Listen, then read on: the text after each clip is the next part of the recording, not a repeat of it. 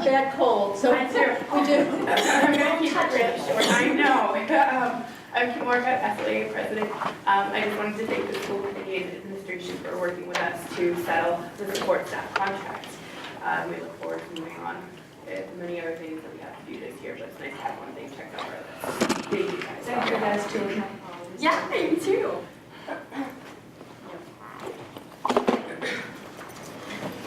Okay, I do want to just make a note, Mark is Skyping in tonight. Mark, I apologize, I'll make it a point to make sure that you have the chance to ask questions and participate, so I'll try not to forget that. All right, I'll be mostly listening. I can stay for about an hour and a half to 2 hours. The only problem is I can't see him. He did that on purpose. I know. I didn't think that was a problem. Mark, turn around. Turn around, you can't see you, Mark. I actually like the fact that he's almost in his spot. Yeah. It's almost like having a flat mark. Like flat Stanley? Yeah. Emily, Sorry, Mark. All right. And he's of distance. Can we put him on the speaker? No, let's not, it'll go to his head. Administrative review. We just had a meeting. I don't know who wants to report on that. Oh, Eric, you report. Eric, we're front of me. You report that, don't talk about basketball. Yeah, really. Can you say anything? I'll report, okay. So we had a meeting to review the superintendent's goals and one of our administrators' current contracts that will be coming up. We actually just went over the contract discussions back and forth.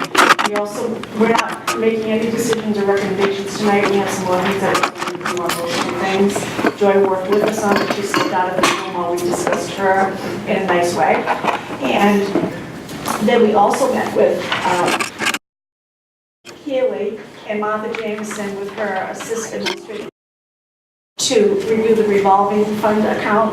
And we're actually pleased to say, at the athletic account, we're pleased to say it's in the black, slightly in the black.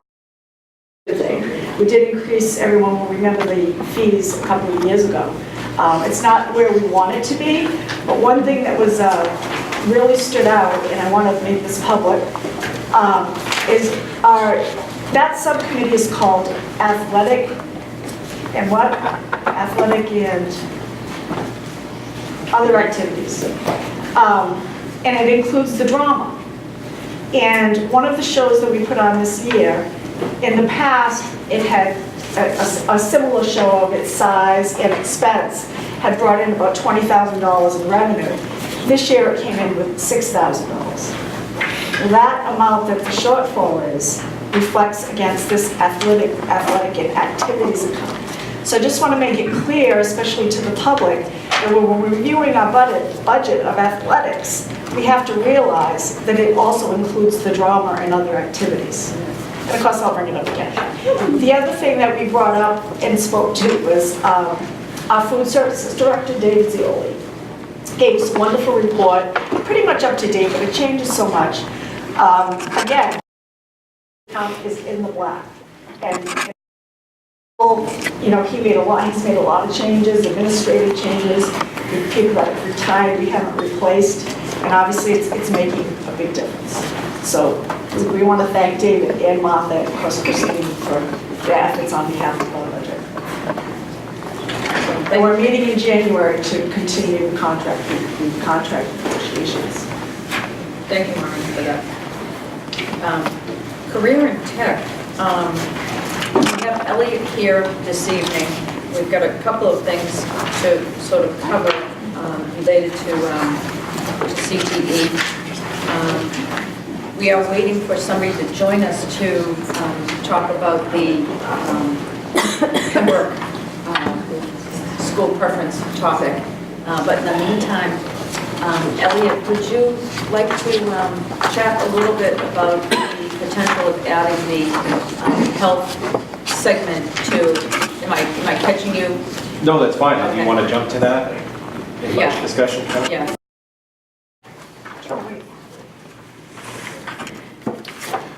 So I don't want to be redundant, so at any point, if you feel like we've talked, because at the subcommittee level, this is a conversation that we've had for a few years, and I think even in this forum, we've discussed this over the last year, and so we're revisiting a discussion that's on the table for us from a budget standpoint for next year at this point. I think that's what we're talking about. So, as you know, our CTE students are involved in their community in a different way at the high school, and so that career path that they're studying for 4 years really allows them to hit their graduation and on their way out the door with options and opportunities in a way that they've kind of vetted things out for 4 years, and they've got some real concrete feelings sometimes about obviously where they're headed and what to do with their future.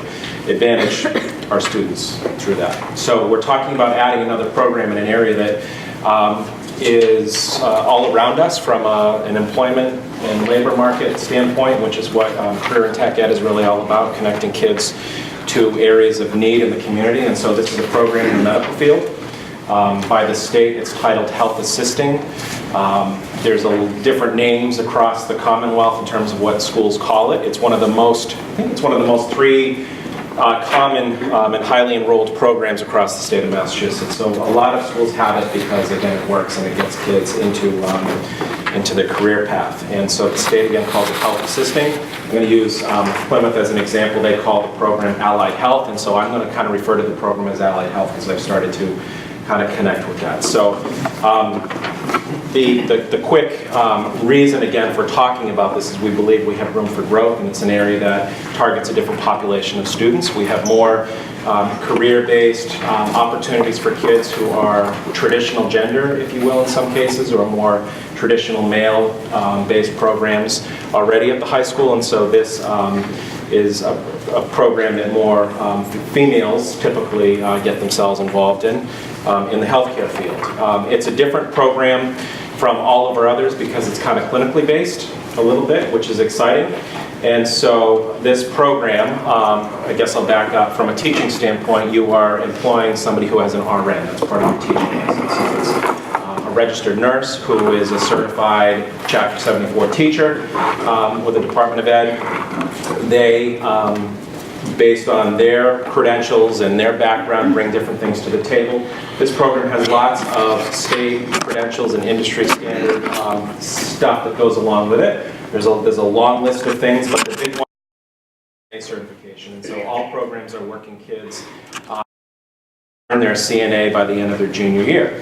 And so in order to do that, there's clinical-based hours that happen. So part of the education of these kids is getting them off campus and working with partners. I'm going to point across the street to Wingate as the most logical example. We've had conversations in years past about how to partner with them in some ways. And so those kids in their junior year work in a supervised setting off campus in a 10-to-1 scenario, teachers, students off campus. By the end of that junior year, they earn their CNA.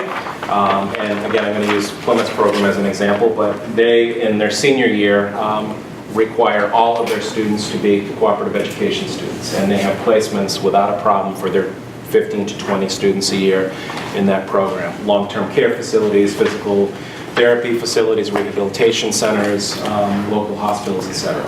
So there's no shortage of places from everybody that I've talked to that have needs and interests in taking kids with that certification at that age. So in order to do this, we've been evaluating our current situation. I think advantage for us in looking at this is that we've worked with our Perkins grant funding a little bit to kick this off. So our Perkins grant funding, which is national career tech money that comes down to us. We have an allocation of roughly $30,000 this year set aside to pay for a consultant to work with us to help plan curriculum, networking, making connections with advisory members, etc. We have the balance of that money, again, $25,000 roughly, to purchase supplies to outfit a classroom to get started. So a typical space, and Joy and Michaela and I visited Plymouth North to look at their space. They have a a shop space and then a related classroom space. So I like their space as an example because they're using one large classroom where they have lab space kind of at the front of the room, and the back of the room is the setting that allows for hospital beds and the more hands-on components of the program that have to be accessible to kids to learn the curriculum.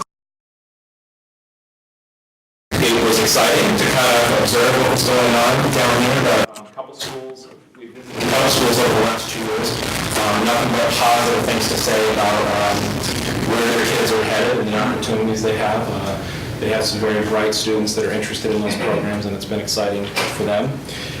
So the Perkins funding this year allows us, again, supplies and that kind of consultant to help us get off the ground. If we support this program in our budget, then my suggestion and recommendation is that in our Perkins funding next year, we would share a salary for a teacher to get the program off the ground.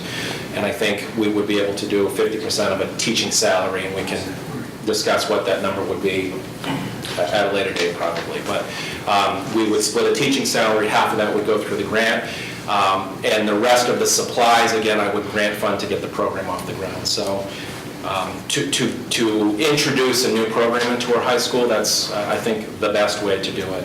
As that teacher gets going and starts working with exploratory students and a couple other classes maybe that we could introduce quickly at the high school to start to track in some other students that have interests in the medical field into that program. It would take 2 years to start to build that student body within the program. And then 2 to 3 years out, you're looking at adding an additional staff person, and that at Plymouth, as an example, is a part-time staff person. I want to say they have an LPN, Yes. if I'm remembering that right. They had a CNA before. All right, who's their second staff person that works part-time to help with the off-campus piece as well, so that they can juggle everything there is to do. So, All right, can I ask a couple of questions? yeah. Elliot, you said of the 30,000 that you're only going to need 5 from facilitated consultant? It just seemed a little low. I think I have 8 budgeted Okay. ballparks, yeah. And then we had talked at one point about the physical location of where it would be here. That space isn't getting used up for anything. It still will work out for us, Yeah, so we'll be talking about one of the larger rooms in our wing that's on the front of the the building. health areas. Yeah, it'd be shifting something else around, but we think it's doable. Yeah. Oh, well, I'm disappointed it wasn't in this budget, as you know. Yes. So I'll fight for us for next year, Yes. for this coming year. Yeah. Thank you. Again, it has been something, I think 2012 we started the conversations about one. 3 principals. Laura? A couple of questions. You mentioned that the Plymouth program is 15 to 20 kids. Is it your expectation that our program would be a similar size once it gets up and running? So again, they have a well-established program, and they pull in 15 to 20 a year at the end of their exploratory program, though that's what a class of students would be. Okay, so kids that so every year there would be 15 to 20 kids finishing the program. Yeah, we would hope that we'd have a good representation of kids and good drop. And in terms of staff, you mentioned sort of year 2, half of a staff member maybe being paid through the grant. And then after that, would that continue to be paid for the grant? Or would that become part of the budget? So I think we have up to 3 years to be able to work with the grant to maybe split a salary. Okay. So long-term, I'm just trying to understand what the impact is in terms of adding staff. So it would be like adding a staff member and a half? Total, say in 3 years, that's what you would have. Now, the tricky thing, at some point, maybe at the end of year 1, we would start the process to apply for program approval with the state to get the program approved as a Chapter 74 program. If you remember when we went through that with early education and care, it's a year-long process. We can't start that next year as we're just getting something off the ground, because there's a bunch of check boxes you have to hit. You need an advisory committee, you need a budget, you need a classroom space and licensed teachers and all. So once you have those things in place, then you can start the process to apply for Chapter 74 certification. 3 years down the road, when we're talking about 1.5 staff, we also might be talking about that program approval coming through, and you have a higher, Chapter 78 that comes back to reimburse those kids. So, I guess I'm just trying to understand, like, number of kids and number of staff. and sort of. So, yeah, so all of our programs have something that ranges from between a 15 to 20 teacher-student ratio in school. As soon as we go off campus, that changes. So carpentry's number's lower when they're working off campus, all right? If health assisting is 15 in the classroom, when they are in clinical, it's 10 to 1 off campus. So there's some things that get a little bit tricky, but I was confident in talking to the teachers that I've talked to in the other schools that it's all worthwhile. It was a, if I may interrupt, it was a great visit. When we went, they had the kids in the front, and they did a focus, excuse me, a lab on teeth and nails, I think it was, which was really kind of interesting. So the kids all were playing either the patient or the CNA helping them, and then they had the kids in the back with the lab, and it was just really wonderful to watch, and just stuff you just don't think about, you know, and they actually made the kids go through it, and, you know, they had the kids cleaning somebody else's teeth and mouth, and you know, going through it. I know it might sound, but it was just so practical and so hands-on. It was such a great group of kids, and the thing I hadn't understood till we went was it isn't just for CNAs. Like, they have somebody graduating who just got into Northeastern for Early acceptance PT. early acceptance physical therapy. So it's any sort of health field, you know, and it was exciting to me that it was more than just, not just, but it had potential for any person interested in health field. So it's a very different kind of program than we have currently. Yeah, they weren't quick to say it's not just kids kind of nursing tract. Exactly.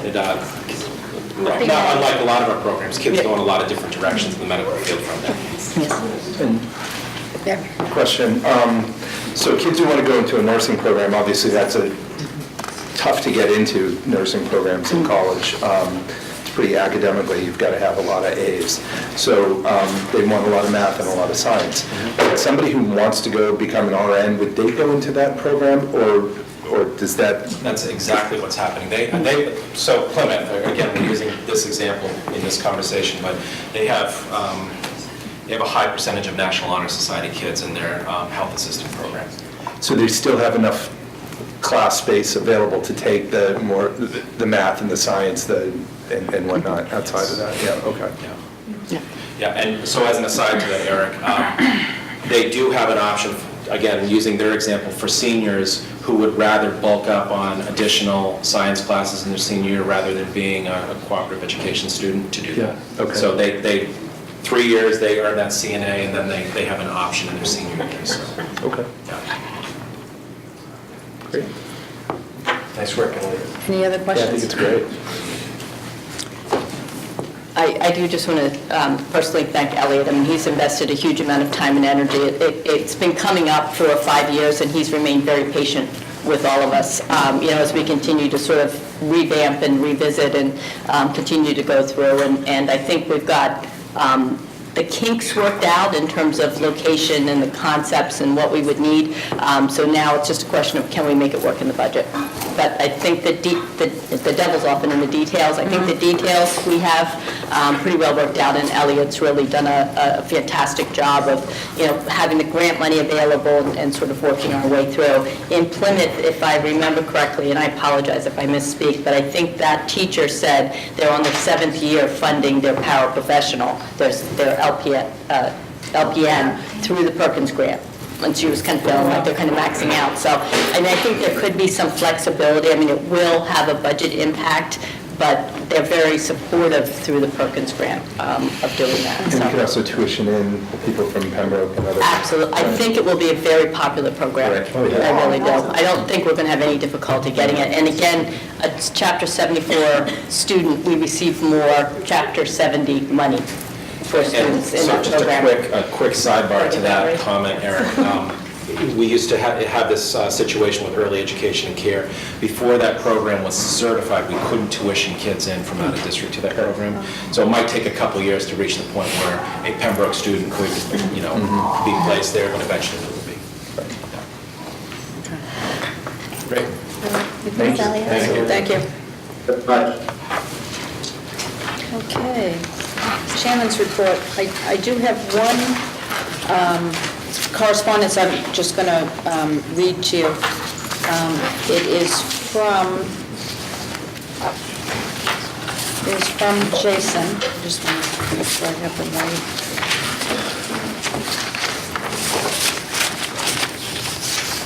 Okay. It is not easy, but I must resign as chair of the board and as representative for Plimpton and as representative for Silver Lake Regional Schools, effective this day, November 27th.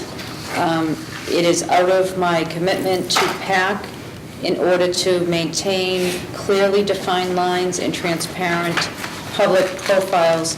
My time as a member on the board will always be treasured as part of who I am. So Jason is officially resigning from PAC, not from our committee, but from PAC, which opens up an opportunity for somebody else here on the committee to participate.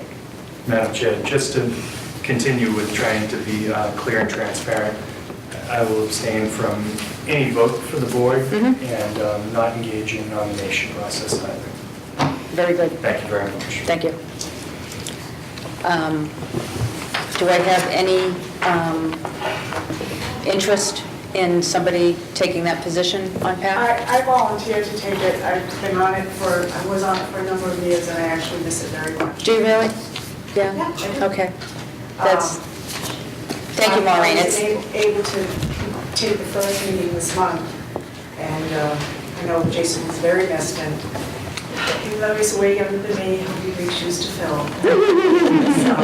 But I know where to find him, so.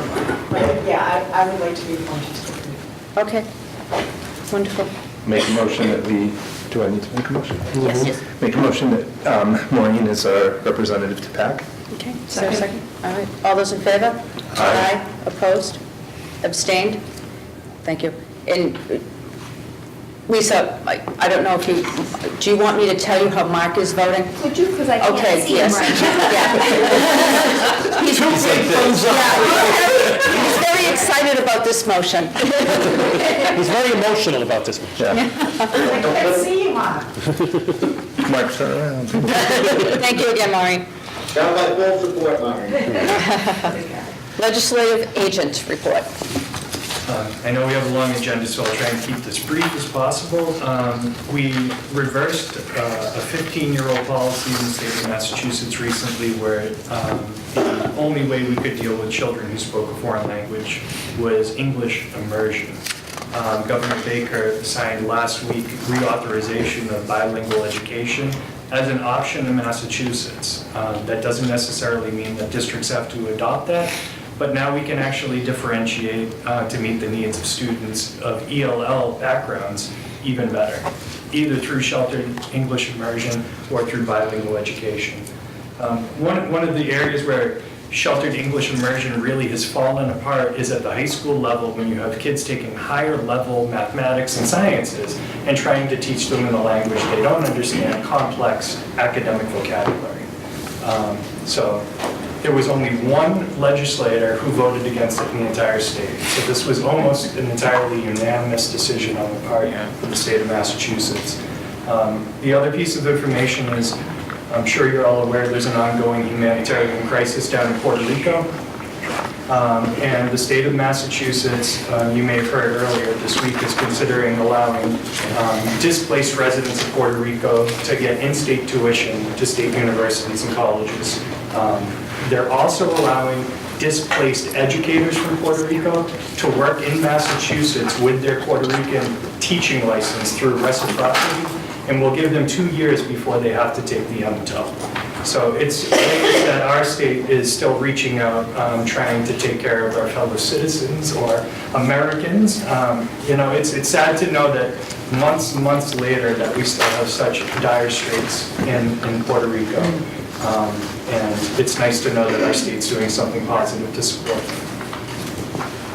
I won't even talk about Washington. Thank you. Thank you. Okay, negotiations. I don't remember what we discussed last meeting, but we had an executive session prior to the meeting, and we said, as Kim said, in support of that contract. So right now we're not, no fires, right, Kim? Not yet, she says optimistically, Ms. Woods. PAC, is there a PAC? No, right, okay, and yeah, I just want to make sure that I lose track of when that meeting is versus us. Policy, Policy met twice since we've last met. You have in your packet 38 policies that are on the easier side to digest. Joy's been very helpful in breaking them up into manageable chunks for the policy committee. Yeah. So we're 2 meetings into what I envision to be about 4 or 5 meetings by the time we get through everything. But, so first meetings of 38, and we'll vote next month on these specific policy changes coming out of MASC. okay. So if it were possible to waive the actual readings as I'm fine with that. Otherwise, we might Can be you here do till that and tomorrow. accept the first reading tonight? Yes. Yeah, we can do that. If we can do that. It just as a quick summary, the majority of these changes are really wordsmithing. In some cases, it said his instead of his, her. So women now have a voice, which was kind of exciting. And, sorry. And there's some other word changes, like they used the word regulation, or they took away regulation and have procedures. So it's like one word changes in most of these 38. You had them sent as an email draft. We've highlighted the changes so you can see what was changed in them. The committee read through them very carefully, and this is, again, the first 38 out of 112 that we're looking at. So we're spending some good quality time together. Yes, we are. Well, I'll make a motion for the record. So I make a motion to accept the first reading and to pass on the actual reading of policy ADC, BDD, BDE, BDF, BEDA, BEDB, BEDH, BIA, CE, CH, CHA, CHC, DKC, EBB, BCA, EFC, FA, GBA, GBEA, GBED, GBGB, GBI, GBK, GCF, IC/ICA, ID, IHAM, IHAMA, IHBEA, IJ, IJLA, IJOA, IJOB, IMG, JEB, JHD, JICH, JLCB. Could you repeat that?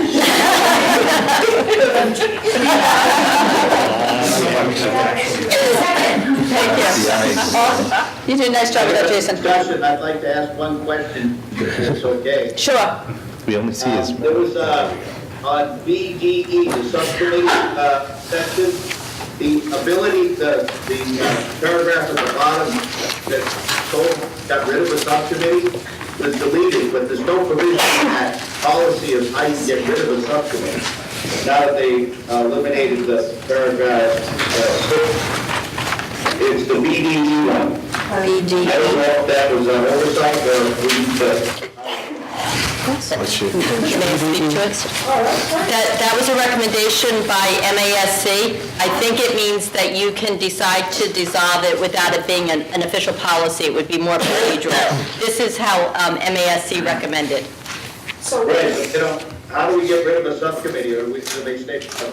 vote of the committee, right? It would just be a vote of the committee. It's just more procedural than a policy. Yeah, these are policies. We can have whatever procedures we want. Okay, so that's it, and I assume we're going to continue the voting once the subcommittees are put together by our chair. We're going to vote on who those subcommittees are and make an official vote like we have done in the past. Yeah, I don't foresee procedures changing at all. Well, that's it, and that's in our, so. Proceed. Yeah. Okay. Okay, thanks for that. Thank you for actually reading them, Mark. I'm impressed. Thank you. That's what he's lying. Somewhere over Ohio. Any other questions on these? No. There's a motion, I believe. All those in favor? Aye. Opposed? Abstained? Okay. Mark, are you? Yes? Okay. Okay. Quick dive, but I'm probably going to overshadow. Okay, moving down to SAFER. So, No meeting? Maureen, that one. You didn't, There was no No meeting? We didn't have a meeting. you had a meeting before the last meeting, but I don't think you've had one since then. Yeah, the white polls are still up for discussion, but I think the superintendent's bringing that up. So Mark, we're gonna meet next month. Right, I Okay. just found out minutes ago that I have the day off. Oh, that's so exciting. Get me in person next month. Ooh, Okay. School start times, this one isn't really active, but I think we've talked about keeping ourselves, The reason it hasn't been active, and I apologize because I've had some issues and I have not been here. Oh, no. However, I did contact the superintendent requesting that she decide who she wants to facilitate the meeting. In the past, we had the assistant superintendent, the one that left. And I'd like to get started, and I've been talking to parents that are already on the committee. I have some new parents that would like to step up to the committee. Last discussion was that an attempt was made to dissolve this committee, and the decision of the school committee was to keep it because it's right at the front of education. It's an educational issue, and we decided to keep it and change the heading of it to school start times, not sleep study. okay. So my question was to Joy, if she had a chance to think about it a little bit, or maybe she can get back to me. I don't want to put her on the spot tonight. But I'd like to have a meeting in January if possible. Okay. Okay, very good. All right. Treasurer's report. So before I get into the warrants going around, I just wanted to make the committee aware that I'm meeting with the auditors next week at our central office to discuss some of their recommendations and to give feedback from the board. I'll bring back anything that they mentioned to me. I won't make any decisions without your input, but it's I felt sometimes when we get the audits and they're giving their reports, we haven't had enough time to really reflect on some of the suggestions that they're making for us, and this will give me an opportunity to hear them out and ask reflective questions in a timely manner. So next time we meet, I might have some business for you, Madam Chair, and I will communicate that to you before you have to publish for the meeting Yep. in January. Very good. And this is the prep meeting? Okay, Yeah. all So right, this is part of our preparation. Preparation for the coming audit. right, okay. Well, it's not just a preparation for the coming audit. No. It's just to hear some of their input on how they perceive our safeguards, our auditing, our financials, and just, usually they have a couple recommendations, and sometimes they really feel like they're just written there because they have nothing else to say because we're doing a really good job. Yeah, And I just want to be in the room and ask some questions before they write that in our report. yeah. I think it's an excellent idea. You and I have had some anecdotal discussion around this, and I know last year when we got the audit report, and we had the auditors here, we had asked, and I'm jumping ahead a few months, I realized that we had asked if the committee could get a soft copy of that report ahead of time to look at it. I go back to a couple of years ago when they highlighted some things about the revolving accounts that were highlighted in the audit itself, but we didn't really, it wasn't highlighted enough, I don't think, to the committee until, Joy had stepped in. I think it's a wonderful idea for you to take the time, and I appreciate you, on behalf of the committee, taking the time to sit in and talk with them. My pleasure. It's part of the role. I just appreciate Joy and Christine getting this set up for us so we can do this in a more organized fashion. Yep, agreed. So tonight, circulating table, there was 15 regular warrants totaling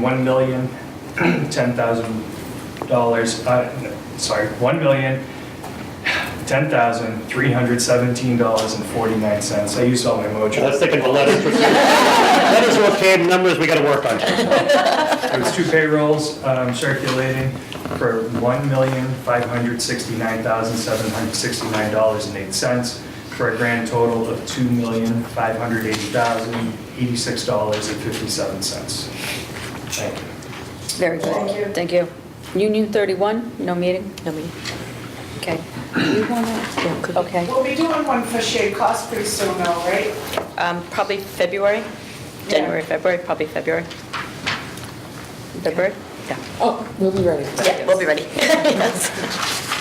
If the committee doesn't mind, could we take one item under the superintendent's agenda out of order, as we have Erin Sullivan here, Obi, to discuss the Pembroke preference agreement that we're talking about for our tuition-in students, if the committee doesn't mind. Well, I don't really want to do it, but I will for the sake of the person getting out of the cool weather tonight. Yeah. But that's just me. If I may, Erin Obi is the superintendent of Pembroke, and you may remember last month, I brought forward the information that she had shared with us. She was interested in working with us that Silver Lake would be a school of preference for their students who were interested in pursuing Chapter 74 programs. That would not count for students who were applying to agricultural schools. But what it would mean would be any ninth grade student who was interested in going into a Chapter 74 program would come to Silver Lake and participate in our programs, and then if we offered a program that they were interested in, they could then come to us. It's beneficial to Pembroke because it saves them money. They already have a bus coming here. We have the space, so it saves them money because our program is less. And also it provides us additional income, which I think is really helpful to us in that we have the space and they would be able to tuition additional students into us. So if I may, I just wanted to give Erin an opportunity to talk a little bit about where Pembroke is along the way. First in the off, process. the full Pembroke School Committee did offer to join me tonight, but I didn't want them to know that you serve snacks. Because they have some ideas. Joy and I first started talking about this about a month or two ago. In Pembroke, we've seen an increase in the number of our students accessing vocational education. And like you all, we're trying to kind of narrow down some budget certainty earlier on than in August or September. We have had anywhere from 12 to 20 students, 20 incoming freshmen access Chapter 74 programs, depending on the size of our 8th grade class. Looking over our past enrollments, it looks like it could be anywhere from 14 to 16 over the next 4 or 5 years. Our school committee is excited to explore the option. As you know, our students can already apply to Silver Lake. Many of them do. This would just make Silver Lake a preference for us and the first choice for our students for applications. I'm happy to answer any questions you may have. We're just working with our legal counsel on a policy. Our understanding is that on our end, it just requires a policy of our school committee to designate Silver Lake as a preferred district. Okay. And Fred was supposed to join us tonight. He had a issue come up with his heating system at home, and he was unable to. If we have questions that we want answered, he is available by cell phone if we have to do that, just to let you know. Go ahead, Elliot, sorry. I think this should have been done in 2004 when we split. I think that was probably, an oversight at the time that there wasn't a more formal arrangement that was made. So as far as I see it, it's a win-win for all of us. But just remember that CTE, Career and Tech Ed, is an admissions-based program. So even though we're talking about this, or that Pembroke would have that school of preference, it doesn't mean that every student that applies from Pembroke gains admission to Silver Lake. So there's an admissions policy that still vets all that out, and so that I'm the person that deals with all that paperwork. So I'm comfortable saying I feel like based on the numbers that they've been looking at over the last couple of years that we will be able to make this work. I have a question. I'm sorry, Maureen? So, what's the advantage to us? To Silver Lake? Do you want me to, or? No, I want everybody to tell me the truth. Well, I'll take the first round. The advantage to us will be, it will provide additional income. for every child that applies to exploratory program, we would receive the money. Even if they didn't stay with us, they would have to come to us for exploratory if they were accepted. So it would provide us some additional income. We have worked very diligently to find revenue sources, the solar canopies, any way we can. This turned out to be something that, Aaron approached me, I hadn't thought of it. But it would provide additional revenue, which we are really looking for. As I'm building the budget, I know I'm looking for places. It's not a pot of gold, which I still haven't dug up yet, but it would be a situation where we have the space. We have declining numbers of students within our 3 towns. This could provide us some additional revenue, which I think would be very beneficial. Okay, but we're all looking for revenue. And my question is, do we have spaces that are not being filled in the CTE program? And isn't Pembroke already allowed to apply? If there's not a limit, that they can only apply for 5 places. So if we have open seats, of course we're going to try to fill them from any student that qualifies and is awarded a seat. But we're trying to give Pembroke super treatment here. And I just want to understand, is it just for the exploratory part of it? So I think on our end, I don't really think it's going to change much really, Maureen. I think the big change is on Pembroke's end, in terms of what their options are for their students. We already, I'm in a ballpark, we already extend 10 to 12 seats typically a year to students from our district. And so, creatively, as we look at our numbers, so there's always attrition that happens over the course of 4 years. Just because you start with 15 kids in a program doesn't mean 4 years later that there are 15 kids here. So I'll use an example. When we have 9th grade kids that apply at the high school, so kids that are already at the high school, we've typically put those kids into the exploratory program, and it changes their track and schedule, makes it a 3-year program instead of a 4. But there's a way to instead put that 9th grader that's coming in as a 10th grader, instead into a program to fill a seat at that point. So if there's a way to fill some extra seats and maybe fill a few more exploratory seats, then that's. But it doesn't even mean that we're accepting more students. It's just on Pembroke's end, they're just designating us their school preference. So really, it's a benefit to Pembroke. That's accurate. It is accurate in the sense that up until about 7 or 8 years ago, the bulk of our students that were applying to vocational opportunities applied to Silver Lake. Over the past 4 years, we've seen a change. So the number of Pembroke students applying to go to Silver Lake has decreased. So what we'd be doing is then going back to previous, maybe 5, 6, 7 years ago, those numbers of students applying as opposed to what you've been getting over the past few years. But you would encourage them to come here because we're a lot closer, and transportation costs for VOTEC are very expensive. Plus, we have all these wonderful new programs. Correct, and it's, I'm very in our biased to community. Pembroke, as most people know. As far as I'm concerned, we were taking advantage of when Silver Lake and Pembroke split, and we paid dearly for that. And we're still paying for it, and our retirement, our teachers will be paying forever. So I vote that we consider this a little bit more before we make a decision. We don't make a decision. We don't have a vote, and there's really, there's nothing to vote. You're telling me that it's already a policy? It's not, as Elliot explained, it's really not changing our, any of our activity, anything that we do. It's really just a change on Pembroke's side. So what they're doing is they're saying in their world, we're their preferred choice. Yes. Okay, go for it. If I may. Fred was unable to come this evening. He was going to come. He did draft some language, which I gave to Jim. I read it. Or I don't know, maybe it ended up in all of yours, I'm not sure. But basically what we're doing is Pembroke designates us as a school of preference. All we're doing is acknowledging it. We're not changing our policies. We're just acknowledging that we understand Pembroke is making that change. We actually talked about this last month. We talked about that last month, absolutely. And we said that once more research would be done. Correct. So this is the only research that I've seen since last month, and that's what I was questioning. So you're saying that this is a policy that Pembroke is putting in, it's not a policy we have? Right. That's correct. This is Pembroke's Well, that's policy. what it says. I just want to make it clear that it didn't sneak into his It's IHAI. It wasn't in any of his lists. Well, there's a motion from, No. Jim has from Fred. It's, I don't know if you can hear me, but,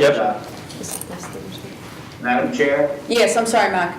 I think this is a good idea. I like the fact that, and I don't hold that grudge, I was on the committee when we broke up with Pembroke too. I understand that we moved along, but the opportunity to have Pembroke students in our CTE program has been there all along. All this is going to do is provide them with a little budget relief for the students all over the state, because we're going to be a preference. My question is, if they go through exploratory with us and they don't have a spot in the program come 10th grade, do they go back to Pembroke to the regular high school? Okay. Do we know the answer to that question? Your scenario is if they went through exploratory and they don't receive the program that they're interested in? Right, well, if they don't seek the program, they're gonna go back to their student body in Pembroke, I assume. The second part would be, though, if there's no spots for them, once they reach the 10th grade in the particular program that they choose, will they be given the other programs like our students as an option before they go back into the regular student body? Yeah, there's probably a long answer to that, Mark, but at the end of exploratory, when a student's making their selection, our admissions policy outlines how that is all weighted and how kids earn their placement. Okay. If a kid, if a program is over-enrolled, and I'll use an example, automotive, if that was a hot program last year and there were 20 kids that indicated that was their first choice, and 15, we can place 15 in the program, then there would be 5 kids that would, in theory, get a second choice. So, at that point, to us, in the process, what town the kid is from isn't important. We go through the admissions process, we place them in programs, and I will tell you, very few students want to change their high school, once they've started. So I can't tell you over the years that we've had a lot of scenarios where kids decided that they want to change, and go back to Pembroke based on not getting their first choice. So part of our whole program is working with those kids to get them comfortable somewhere. But Pembroke needs to understand we're prioritizing Silver Lake students from the 3 towns that we support to a point. I understand academically students need to make a certain standard in order to get into your programs. And we're going to basically fill vacancies with the Pembroke kids. Is that what I'm hearing? That's accurate? Is that accurate? Yeah. If the kids meet the criteria. Yeah. Okay, thank you very much. No change again from an admissions standpoint and how we've worked with it for years. So Right. this would not give any preferential treatment to Pembroke versus Whitman or another town, or that was just, No. so Pembroke could just be another one of the school towns in the... Yes, I can tell you in the 11 years that I've been doing this, we've only had kids from Pembroke and Duxbury that have applied. Okay. Yeah. And So we can get any currently we have preferential treatment in 35 Duxbury. from Pembroke and none from Duxbury. So, yeah. So again, it really doesn't change anything from our standpoint, just Pembroke. I apologize, I want to get clarification on one point from Fred. While she's waiting, can we make sure that we get the best football and hockey players? Hey Fred, it's Paula, sorry to make the phone call, I told you I wasn't going to bother you. Fred, we just had the Pembroke preference discussion. Can you clarify, we just acknowledge it, we don't have to make a motion because there's no change on our side? Okay, all righty, very good.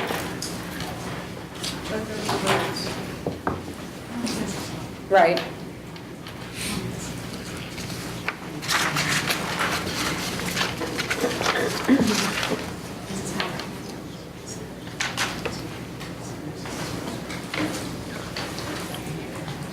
Okay, perfect. We're just acknowledging the discussion. There's really no change on our side. The contract doesn't change, nothing changes. Okay, very good. Just wanted to be sure. Thanks, Fred. Yep. I will, thank you. Bye-bye. All right, yep, we don't need to make any kind of motion to vote because there's no change on our side. Okay. According to Fred. Okay. Mark, thank you for stepping out of that one. Thank you. Appreciate it. Wanted to make sure we're clear. No, okay, you're very welcome. Okay. Thank you very much for your time tonight. Thank you. We appreciate Thank it. you. Okay. Christine, I think we are moving on to your portion of the agenda. Yes? Oh, no, we aren't. I think Marie's first. Okay. I'll be quick. That's okay. In your package tonight, once again, you have a copy of the financial. And some of the things that have been happening, we've gone over a few times, like the telephone, but we have Mr. Pelivic tonight that can help with that. But I just want to mention a few things that are happening, a few new things that are developed. Within our financial, on page 2 of the detail, about 2/3 of the way down the page, you will see a deficit in our technology area. That again, that is just in one area. And throughout the year, things shift and change, and sometimes the needs change throughout the year. So choices have to be made, but our technology budget as a whole is still has a significant balance, and we're not expecting that there to be a deficit there. Nothing's arisen yet that would create that situation. The one other item I want to mention is on page 3 of the detail. It's in our transportation section. Let me just get it. It's right in the middle of the page. It's our homeless transportation at the high school. We're starting to see a deficit in that area. The middle school has most of its balance intact, but the high school has several situations that are ongoing. Again, we just can't predict what will happen in these situations. It can be a week situation or it can be for the whole school year. So this is what we know at the moment. This is through November, so this is pretty current, the activity that we're reflecting here. And then I just did want to add a little side note to that in the past 5 years, there have been reimbursements from the state on homeless transportation. I report the information on the end of year report, and we get a reimbursement the following year. And over the past 5 years, the reimbursement has averaged about 50%. It started on a high note, and then it's kind of come down a little bit, but that was the average of the past 5 years. So that deficit that we're seeing of $807 will, I predict, will grow. And one other thing I wanted to mention is the telephone account. So we have been experiencing a deficit with that throughout our locations. And I had told you that we were looking into some alternative solutions, but I hadn't seen anything come to fruition yet, so I wasn't willing to make any changes on our financial. So Steve Pillow is here tonight, and he has some new information about that. He's been the person tracking all this information. Yes, we've actually, with the new phone system, it gave us the ability to start using our fiber internet and starting to get rid of our Verizon lines. For a variety of reasons, that's taken far longer than I would have thought at the beginning.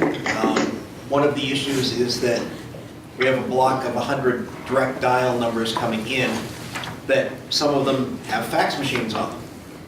We can't put the fax on the internet lines with the company we started with because they don't support it. So we had to go back to square one and start looking at other companies. We went into another company, but they're very flexible in their billing. We're using them at Halifax, and we're getting a demand letter every other month because the school committee meeting date falls usually the day before or the day after their bill comes. So they haven't cut us off, and they understand the situation, but they say, that's just the way we do it, you live with it. So we're finally got a proposal from a company that will address all of these, and they will be a little more flexible with the billing and payment times. They sent me some things to review, I reviewed them, I sent back some questions today, so we're hopeful in January that we will finally get things switched over. Their thought process, I think we're spending around $25,000 to $30,000 a year on phone lines.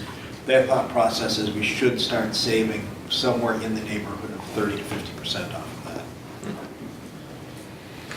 So once we can actually get it, and part of the process too is there's not a lot of documentation on telephone numbers, so we get bills from Verizon with an address of 160 Pembroke Street, which I guess was where the admin building used to be years ago. There are numbers that no one knows what they are. There are some numbers that are our elevator lines that aren't really documented. Our fire alarm system has to have 2 phone lines. Why can't they come and do it? Verizon? Yeah. That's not their job. They provide it to the building. What it does in the building is not their problem unless we want to pay them a whole lot of money. And after the fun we have with Verizon, with our T1 line going out every other windstorm and rainstorm, I'm just ready to tell them that, thank you very much for your service. I can tell them if you want. I'm well aware that you could. But I think we're just going to tell you thank you, goodbye. We don't like it anymore. Certain lines, like the elevator lines, the alarm lines, cannot be transferred to a phone system. They have to be a direct wired one. So it's been a learning curve, and I've learned more about phones than You ever wanted to know? And I used to program the systems and install them. So, however, Well- we're making progress. Just think of Mr. Tuffy and his expertise on the septic system. You'll feel better. I'd much rather deal with phones than septic. Left with a fax line. What was that, Mark? Say it again? How many fax lines do we need for 2 buildings and an admin building? Total. We probably have, in the direct dial numbers, 10 faxes. We're working on also looking at a way to do a culture shift and start switching to virtual faxes. But that's going to be a process because certain things, when they come in, they have to get it distributed. And if they come in via email and the person's out, it might not get distributed. Steve, do we have photocopiers that can convert copies into PDFs and send them electronically via email to the address? Oh, yeah. No, we're scanning a lot of our things direct to email. I just didn't know people faxed anymore. Certain things. I'm sorry. Well, certain things have to be faxed, like medical records. Otherwise, it becomes part of our archive for 7 years if it comes in via email. Right. So can we go down to 1 fax machine per building? Maybe 2 for the high school, allowing CTE to have 1? I can't imagine that we need 10 fax lines for this facility. I understand what you're saying, that's what we're working on. We are looking at a way of shifting that. We have not gotten there yet, but we are working on it. I'm sure we can do that. You know, but if somebody needs to use a fax, they go down to the office and use the fax, and they'll get it if it comes in there. That is something that, part of this whole learning process is trying to figure out where we can save the money. The first part's to get us on the internet calling, the second part's to start looking at ways to make things more efficient. Thank you very much, Steve. I would have just never thought that voice over IP wouldn't support, certain carriers wouldn't support data going through as a fax. That's what I thought when we first started this. I'm glad of that, but I'm glad that you're on the case. But that's one of those that they were ready to switch, and I said, so the fax lines are working. Oh, no, we don't do that. Okay, we're not switching. That's crazy. Thank you, Steve. You're welcome. Thanks, Steve. That's all I have for tonight. I have so many questions. Can I ask a question? Sure. Going back to the utilities? Yes. The utilities, the overall utility grouping is, if I'm looking at my lines across correctly, is in the red. Correct. We have been, I have talked about that a couple of times during the year, that we're, the telephone is a piece of it. Right. And then it's kind of funny, one gas account, one electric account also have a deficit. Right. And we have a contract for both our electric and our gas. The problem is, the only piece that I can control is the actual supply of the electricity and the gas. What we're experiencing is increased costs on those, the transmission costs of getting the gas and electricity here. And those are items that are outside of my control. But we're always looking at these utilities to see if we can create savings, and we review them every month. And unfortunately, this is where we are right now today. Hopefully, they'll start to see some savings on the telephone accounts. We'll continue to look for these gas and electric accounts. Okay. And I am looking at this as a creating a budget for them. Yes, that's kind of where my mind was going with that one too. Yeah, all righty. Thank you, Christine. You're welcome. All righty.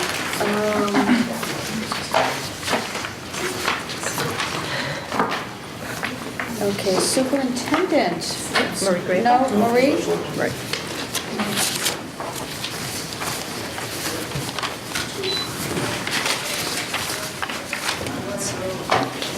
Okay, I'm looking at an age, the first one I printed off. Marie, all yours. I think I'm just getting some technical assistance right now. So thank you for having me back. So what I've done is prepared or updated the presentation that I've provided to you the last couple of years, and it really takes on 2 main fronts. One, taking a look at where we are from a budget perspective, and the second front is to take a look at where we are from program development. So the first couple of slides is just an overview, just to remind folks what special education is, and our purpose is to provide equal access to students with disabilities from age 3 through age 21. We want to try to allow students that have various disabilities equal access to curriculum. When we talk about students' eligibility for special education, the state of Massachusetts has given us the task of identifying whether or not a child has one or more of the following disabilities. And that's step one of the process. We look to determine whether or not a child has one or more of the following disabilities. We look to see if the child is making effective progress in school, and if they're not, is it a direct result of the child's disability? And does the student require specially designed instruction to access the curriculum? So that's the entire process that our teams go through in determining whether or not a child qualifies for or is eligible for special education services. I wanted to give you a profile of where things looked from a district perspective, a regional perspective. So as you can see, again, this is my third year here. I'm very happy to be sitting with you today and sharing with you the information from FY15, 16, and 17. So this is the student profiles, this is the students receiving special education services in each of the communities. And then, of course, you can see the total at the very bottom. So I wanted to highlight that to really show you that over the course of the last 3 years, we haven't had a huge amount of variability in our total numbers. So you can see FY15, we had a total of 640 students receiving special education services, FY16, 634, FY17, 641. And you can take a note of the particular towns or Silver Lake overall. Yes? Quick question, and I should know this because I've already seen this. Yes, you did, just on Monday. It's on Monday, but I can't remember, and maybe this is on the next slide, but out of that Silver Lake number, the 259, I know that's divided up between Kingston, Halifax, Plimpton. Is it the same kind of percentage, like about half of it would be Kingston and so on? Or is that in another slide? So, And do I get graded down because I didn't pay attention on Monday? You always see more the second time around. I'll follow up with you later. Okay, no worries. No, the 237, FY17, if you're looking at Silver Lake, that is the number of students between the middle school and the high school that are receiving special education services that have IEPs. I think your question is, if I'm recalling your question from Monday night, you were talking about maybe some of those out-of-district students that might be high school age. Yeah. And those students are in the town numbers, Kingston, Plimpton, and Halifax. Right. Is that what you were Yes, so they're already in the one. They're accounted for 641. Okay. Yes. Say that again, Marie, that last sentence. Sure, I feel so bad, I couldn't see you. I know, I need this thing. Last time, I took it last year, so I'm not afraid. It's not, that's right. So the Silver Wait, you Lake. said the 237. Yep, Yeah. FY17. That's the number of students receiving IEPs, Middle grades school 7 and through high school, 12. okay. Yes. But they're not town specific, they're just designated as Silver Lake. Yes. So they are then added to the total to bring them to the 641. Yes. Okay, I just that last piece I thought I heard you. Thank you. Any other questions on that? Okay. So the next slide, what I've done is I've broken down by town the type of placements that students could potentially be in. So we have, for Halifax, for example, for FY17, we currently have 87 students within the brick and mortar of Halifax Elementary School that are students identified with a disability and receiving services via an IEP. So for our integrated preschool students, we currently have 13 students from the town of Halifax. For our in-district substantially separate programs, which I'll talk in much greater length to briefly, there are currently 10 students from Halifax. And then the number of students that are in out-of-district placements from the town of Halifax is at 21. And I've done this same chart for each of the 3 communities. So in the bottom part of that chart shows you if the different types of placements that we provide for students. Some of the students might be in a private school placement, Some might be in another public school. So if there's a neighboring community that happens to have a program that we're not currently able to offer, then least restrictive, we would look to see if we could place that child in that public school, or they could be placed in a collaborative. We are currently members of Program Area Collaborative. That's just one collaborative that's in our geographic catchment area. There is also Reed's Collaborative that is based in Middleborough. There is North River Collaborative, that their base is in Rockland, and the South Shore Educational Collaborative, and their base is in Hingham. And they also have programs that are in different public schools and different settings across the South Shore. So you can see from this chart how in FY17, we currently have 3 students that are placed in private schools, 1 in a public setting, and 17 in collaboratives. So that's how to read the chart. And again, I've done a similar breakdown for Plimpton, although you'll notice that I did not break down the private, public, and collaborative, because the number of students that are currently placed out of district in Plimpton is 3, and I felt that that was a little bit too identifiable. So I left that blank. But you can also see for the town of Kingston what that breakdown looks like.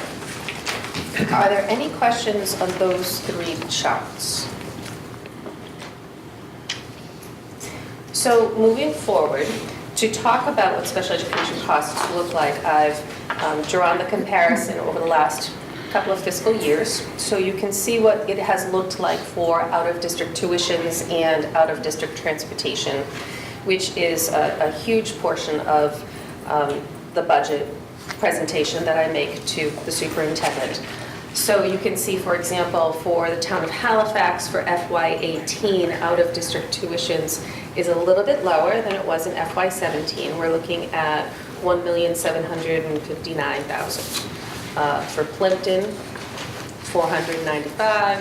For Kingston, $2,719,000. So you can see how that has compared to the previous fiscal years. And I'm pleased to say for out-of-district tuitions for all 3 communities, those totals have actually gone down. Transportation is unwieldy. It's very hard to sort of assess what that is going to be year from year. Some of it depends on the location of the out-of-district. Some of it depends on the specialization of the transportation. For example, if a child needs a wheelchair van, that's actually more costly than if we are able to group students in a transportation. Gas prices, there are so many variables when it comes to transportation. But you can see transportation from year to year. For Plimpton, for example, it went down, but for Halifax and Kingston, it actually went up, despite the fact that our out-of-district tuitions for each of the communities actually went down. So we look at tuition, transportation, I calculate contract services as well. So those are all of the costs of maintaining our special education budget. But we have opportunities to try to recoup some of those costs, and one of the things that I know that you're all familiar with is Circuit Breaker. And Circuit Breaker, just as a reminder, the state lets us know what the foundation amount is. And any dollar amount that the district spends above that foundation amount, we receive a reimbursement of a particular percent, which we never know until the state decides to tell us. So FY17 foundation, as you can see from the top of the slide there, was just over $43,000. So in other words, the state is basically saying $43,000 for tuition for placement is considered acceptable to the local district to fund. Any dollar amount above the 43, and they say, okay, we're going to give you a percentage of that piece back to you. I've seen it as low as 42, I've seen it as high as 72, roughly. And we never know from one year to the next. It all depends on how much money the state has to reimburse the communities. So it's an unknown percentage above the foundation amount of 43. So you can see as you clean through Halifax, Plimpton, and Kingston, what the total claim was that I put into the state, what the net claim is, and that's every dollar amount above the 43,000, and what the anticipated reimbursement is. And I try conservatively to estimate it at 55%. So we have an understanding of what dollar amount we may potentially get back. Now, that money goes directly toward out-of-district tuitions to offset the expenses of the out-of-district tuitions for each of those communities. Are there any questions about circuit breaker overall or how the funds are calculated or applied? Okay. So I also wanted to share with you a couple of other avenues for us to receive money from the state to help offset some of our special education costs. One of the big opportunities that we have is through a grant 240. No fancy name, they're just all numbered.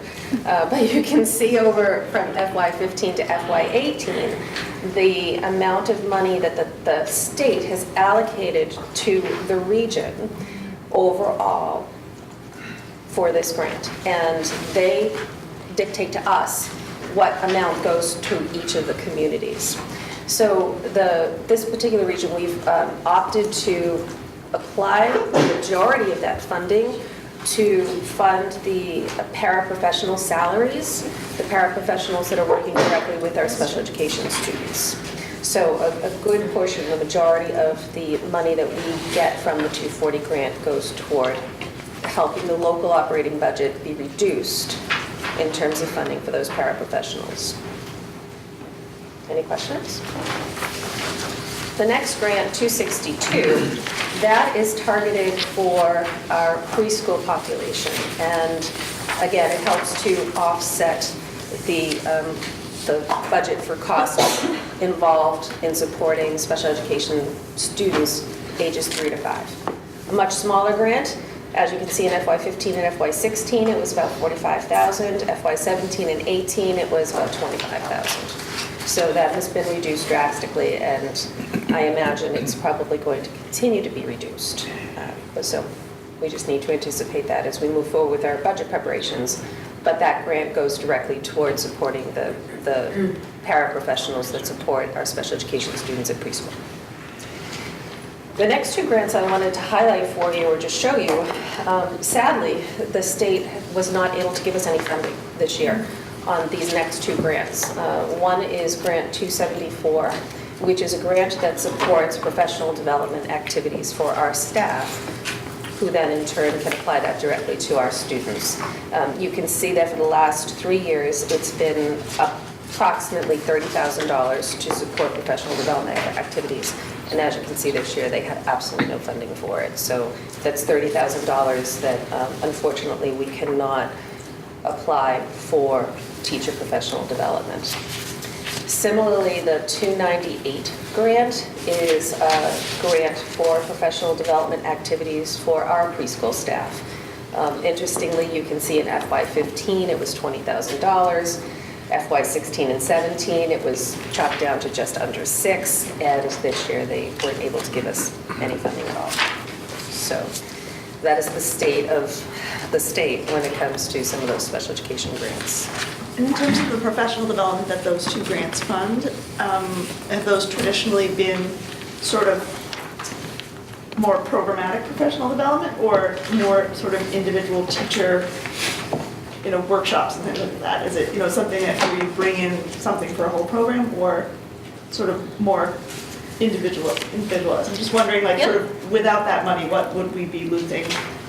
It's a great question, and it's gone a little bit in both directions. So for the preschool program, for example, last year we brought in a social emotional curriculum, and that grant helped us to fund the training and the materials for our preschool teachers to use with students to help promote social emotional well-being.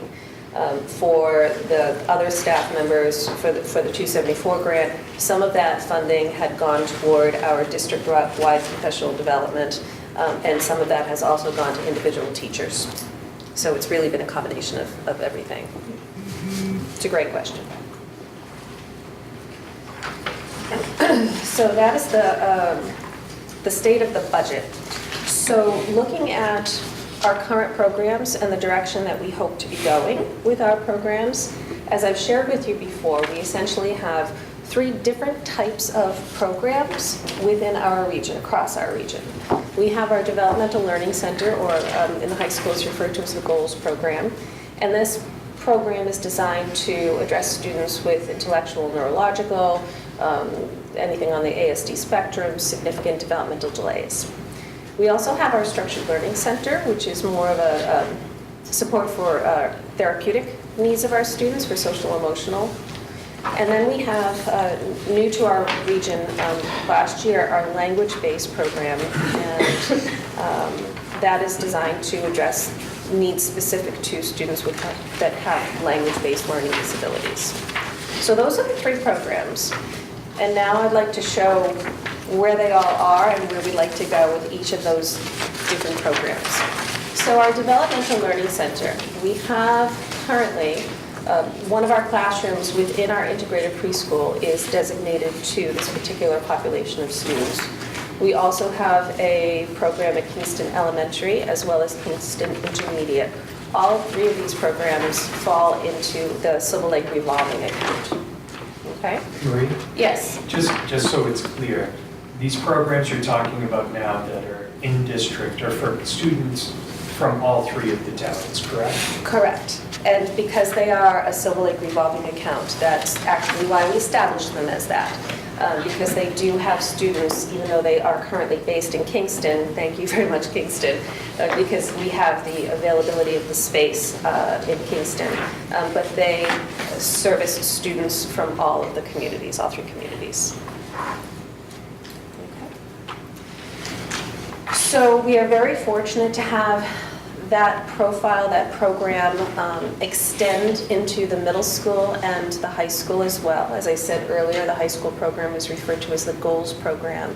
That is not a Silver Lake revolving account, that has always maintained its own local budget account in your building.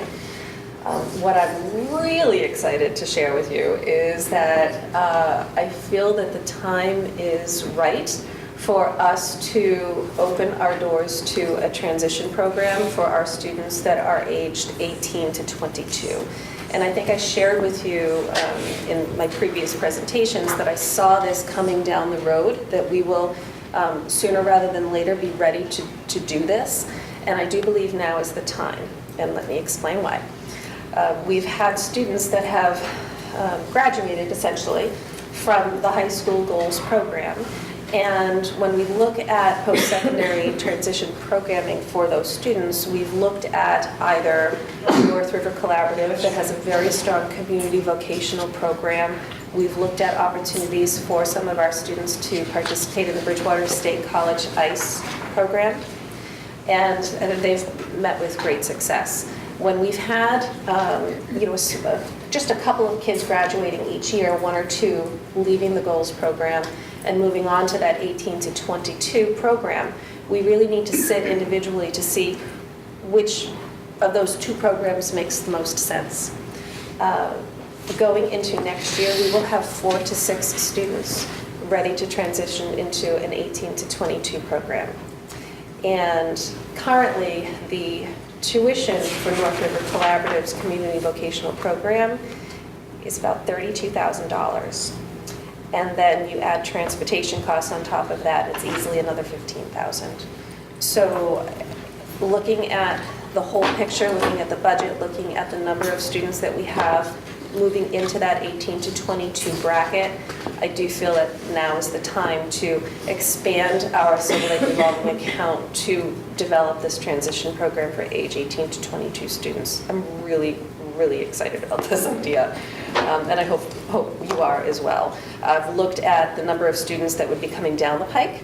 So if I'm anticipating the question, okay, you have 4 to 6 this year, but what does it look like next year? It looks like the following year, 2019-2020, we'll have about 8 students, and then the following year we'll be up to 9 to 10.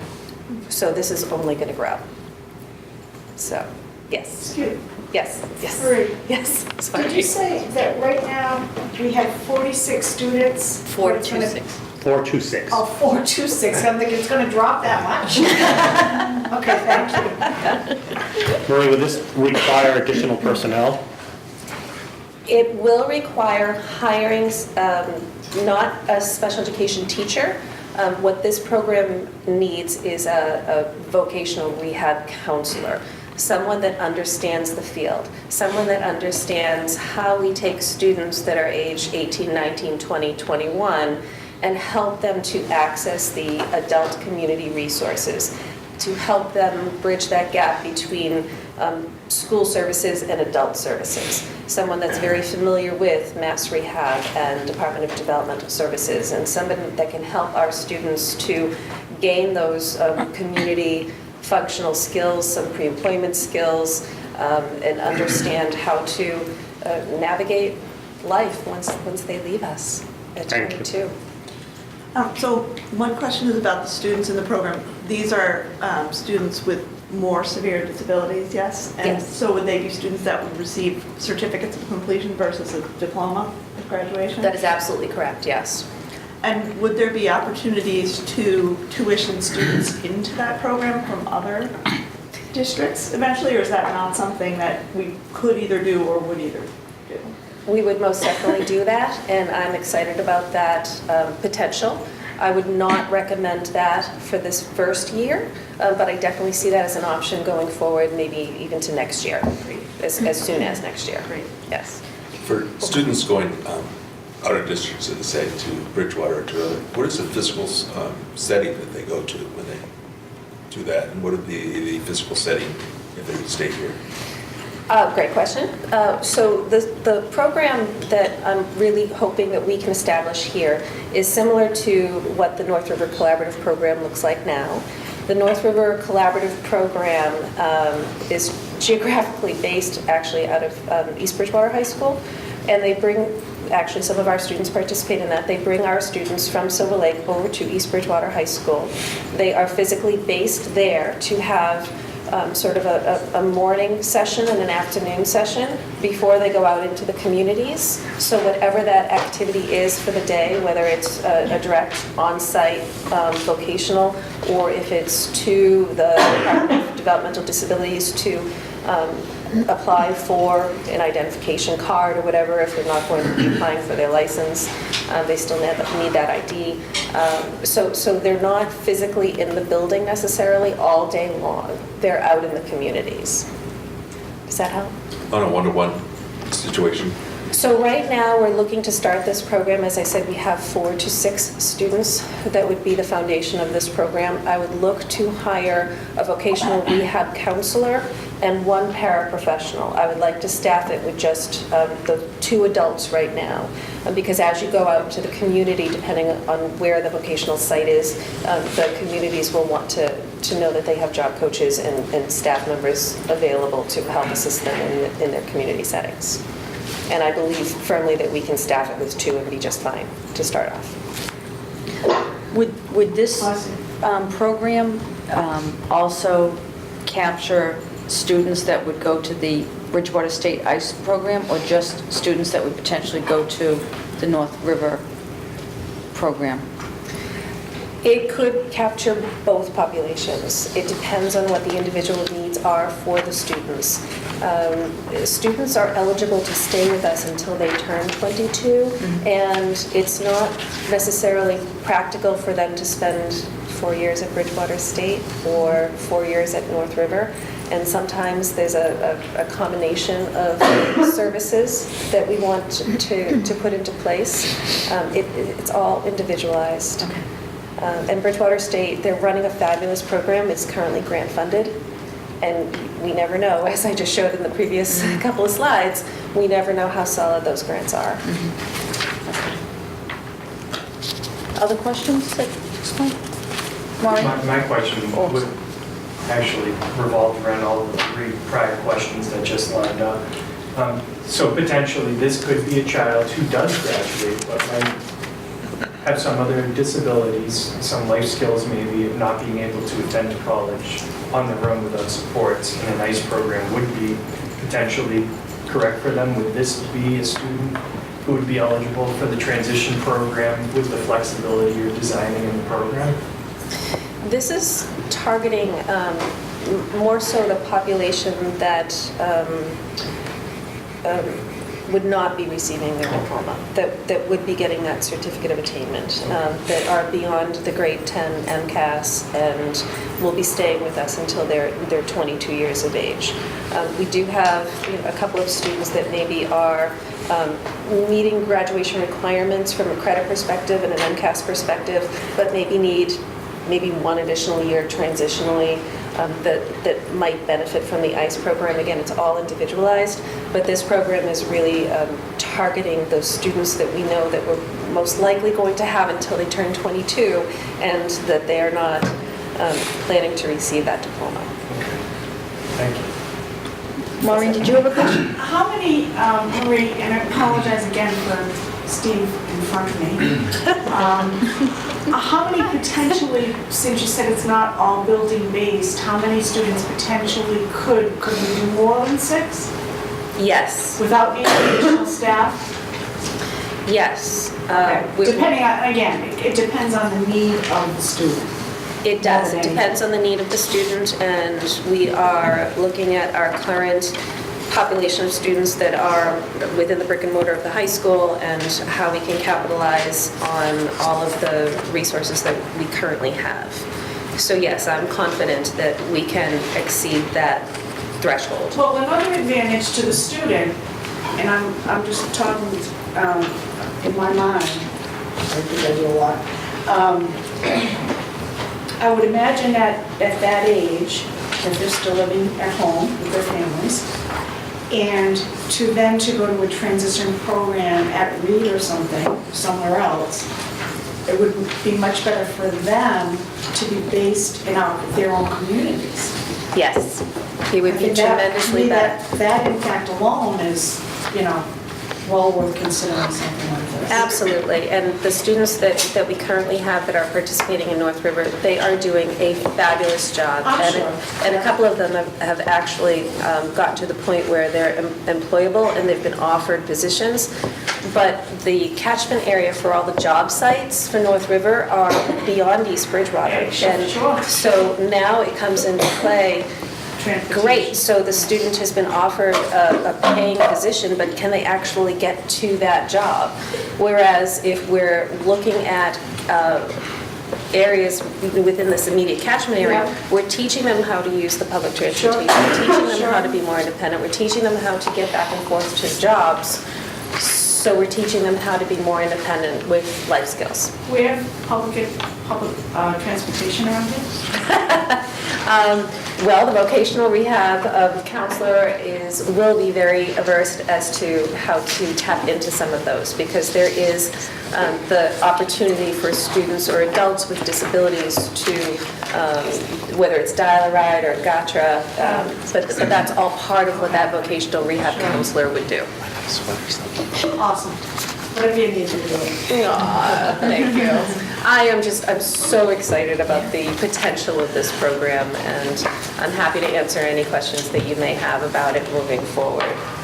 So the thought of it is to put it in the budget, and we're going to start in September, correct? Yes. Perfect. Yes. In the revolving budget. In the revolving It would be account. revolving. Thanks. You're welcome. So that gives you an overview of the Developmental Learning Center classrooms, and the idea that we have a program in place for our 3-year-olds, and we can now continue that up to the students that are about to turn 22 is just so wonderful to be able to say that we can provide that for folks. Similarly, going back to the profile of the other 2 programs that we have, as I mentioned, we have the Structured Learning Center, which is more of a therapeutic learning center in my mind. As we've maintained that program at Kingston Intermediate, those students are graduating from the intermediate school and coming up to the middle school. So Mr. DePiel has done a fabulous job building the foundations this year of a therapeutic program within his budget. I'm looking ahead, so this is just really a snapshot of what's coming down the road. I've had a chance to talk to Mrs. Gill about the fact that we currently don't have any students coming in 2018, 2019, but looking ahead at the student population come 2019, 2020, we will be having conversations about the need for some sort of therapeutic program at the high school. So I just wanted to highlight it there just to say we have the foundation and it's continuing to grow, just so it remains on the radar for folks. Similarly, we have our language-based learning center that the town of Kingston generously allowed us to go forward with a revolving account for Kingston Intermediate for this language-based program. And it's in its second year, and it's doing just fabulously. And we're at a point now where we will be looking to extend that language-based program into the middle school. So Mr. DePiel and I have had lots of conversations about what that would look like, what the space would look like, and how to best go about doing this. So the Kingston Intermediate is a Kingston revolving account. The middle school program, I leave it to you, but it seems to make practical sense to have this extended as a Silver Lake revolving account. But again, that's for powers greater than me to consider. But again, the Kingston Intermediate program is very strong. The students are doing very well. We would like to hire a teacher at the middle school that can lead the charge for a middle school language-based learning program. And again, looking down the road in 2019, 2020, I'll be back to talk to you again about extending that into the high school as well. So if we weren't going to have a program like this, and obviously having an industry program is better for a million reasons, what would the students that are currently in the language-based learning center at Kingston Intermediate who are transitioning to middle school, what would be the other option? Where would that be and what would those costs be? It's very possible that we would be having some delicate conversations about maybe an out-of-district placement for that population of student.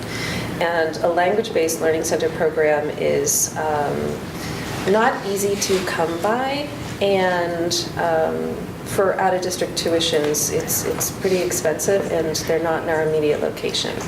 And I can tell you, again, this is my third year here, but if any program, if I get calls to ask if we have programs to tuition in students, this one's a hot commodity. This one's a very hot commodity. I think I received 2 phone calls this year already, and a couple last year as well. This is the type of program that districts look elsewhere to find the support because they don't have the foundation to create it themselves. We have a foundation. That's it. Very good. I think that's it. Is that all my exciting news? Marie, I just want to make sure Mark, because I promised that we'd stop and ask him periodically, I just want to make sure Mark doesn't have any questions. I'm back. He's back, see? Hi, Mark. I couldn't see very much of the presentation or hear very well, but that's okay. Sorry. Okay, I just wanted to stop and ask in case you had heard enough and saw enough. And heard about what? I just wanted to see if you had any questions. Just give the thumbs up. Thumbs up. At the angle of the screen, I couldn't see it, and I could barely hear her, so I'm sorry I couldn't chime in, but I didn't want to interrupt. No, no problem. 10 minutes before I need to leave anyway. Okay, sorry about that, Mark. Had I known, we would have situated you differently for that one. Okay. Madam Chair. Sure. I just wanted to mention as someone who was on the committee when we hired Marie, and I know that was Joyce hired, but Marie came before us and gave a beautiful presentation. One of the most exciting things she said was that she didn't believe in placing students in programs that didn't make sense, and to really do justice to children and their individual learning disabilities, you have to find programs that are right for them. And I just need to laud Marie for creating the programs in district that she needs. She sees that we actually have the capacity for it. Not only saving us money, but also being true to her word, meeting those needs of those specific individual students, which is the most important thing we could ever ask for a special ed to do for us. I echo your comment as well. Thank you. Thank you. It was a wonderful presentation. Even better the second time.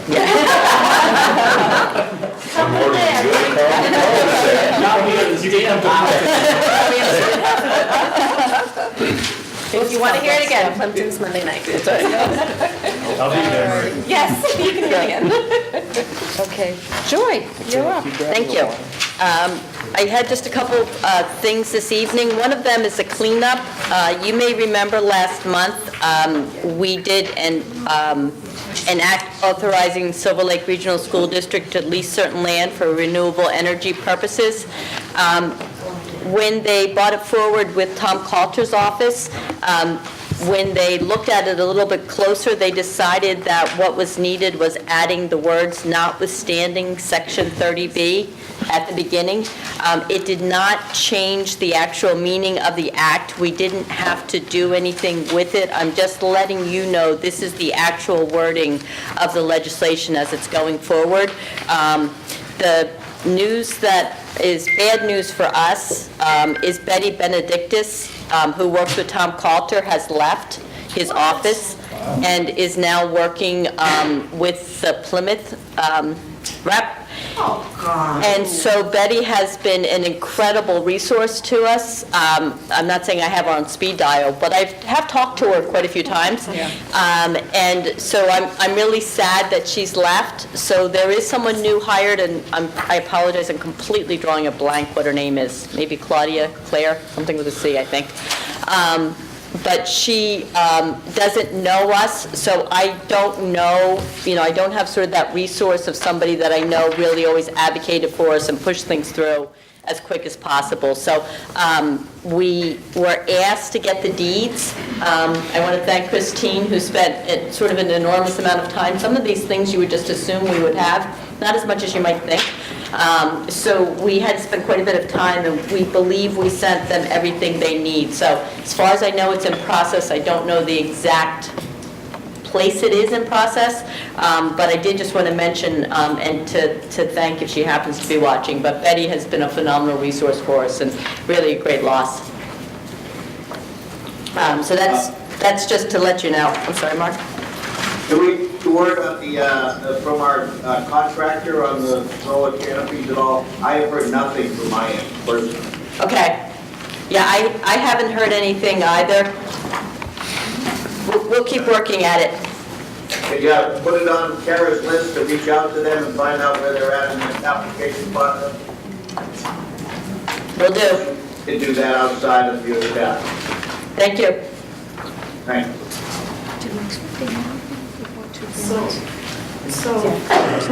So Joy, nobody's going to comment on this thing, this post, is that what we're still talking about? No, the solar panels. This was the solar canopies? About the football posts. Yeah. Not yet. I'm tired, right? I'm on vacation in my mind. So next on the list is Steve Pello. One of the things that I've tried to do as we're building the budget is give you an opportunity to see the pieces that make up our budget. So Marie just did a presentation for us on our special education programs and some of the impacts of those programs on our budget. Another big piece that has an impact on our budget is technology. And so I invited Steve here to share with you some information about technology. I also want to mention and thank Mark Guidaboni. I know his ears perked up, I saw them. Before he leaves us, I'm going to ask you to go first on this, if you don't mind, Steve, it's the phones. Mark questioned last month about our cell phone bill, about some of our bills, and he sort of poked me to look a little bit closer, which of course I then poked Steve because that's sort of the way it works. And we decided to do a little bit more research about the number of cell phones that we have and some of the costs. So I'll let Steve take it from here, and I might chime in a little bit. Okay, so after Joy said, oh, by the way, could you? Yes. I took a look, I checked, we have currently 28 cell phones that are provided to staff members. Since I used to manage cell phones in my old district, I decided to reach out to the Mass Tech directors and ask them how they handle it in their districts. So I did a quick survey and I asked them 3 questions. Do you issue a district phone, and if so, who do you issue it to? Do you offer a stipend for staff who choose to use their own phone? And if a staff member has a district phone and loses or damages it, how do you handle it? Didn't get a huge response, because in most districts, it's not handled by the tech director. However, some districts it is. It's like everything else. If it's got a plug, sometimes it's technology. If it's a copier, sometimes it's the business manager. So the responses that came back were basically most districts do provide a phone or offer a stipend for administrators, IT staff, custodians, or some do head custodians only, coaches, and some department heads. Most districts were able to get free upgrades, so they did not charge to replace a damaged phone unless the person wanted the latest and greatest, in which case they paid for it. As I said, we have currently 28 school-provided cell phones. Our bill last month was approximately $1,560. We currently pay between $25 and $80 for the phone, depending on if it's an old flip phone or if it's a latest and greatest smartphone. And then we have a minutes plan as well. In talking with Sprint, they would offer to change our plan. At most, that would save us about $500 a month. That's pretty good. But my recommendation at this point is that we consider moving to a stipend system. That would take all onus off the district to replace phones, manage phones, upgrade phones. Okay, so wait a minute. How's the data usage covered? Do we have, are the people that have it limited to a certain amount, or if they go over, do they pay the difference? Basically, yes, we don't have an unlimited data plan. Our minutes are approximately $6,000 a month, and then if the district goes over, you pay more. We don't go over that. So, but if we do it as a stipend, we count on how many, if we have 28 phones, we know how much it's going to be, right? You have the exact same bill every month. Yeah. A stipend. Dave, who's the 28? Is it? Pardon me? In Silver Lake, which job titles have phones? For the most part, because when I started looking at the phones on Sprint, apparently names hadn't been updated. There were names that I didn't recognize, and I've been here almost 6 years. But from what I could do in my time, it seemed to be pretty much administrators and custodians. Yeah. So, for example, I've issued one, obviously Joy, Marie. Thank you. Oh, I have one. So we don't have department heads who have them, or? No. I have one. Okay, thank you. Okay. So we could always call the number and say, who is this?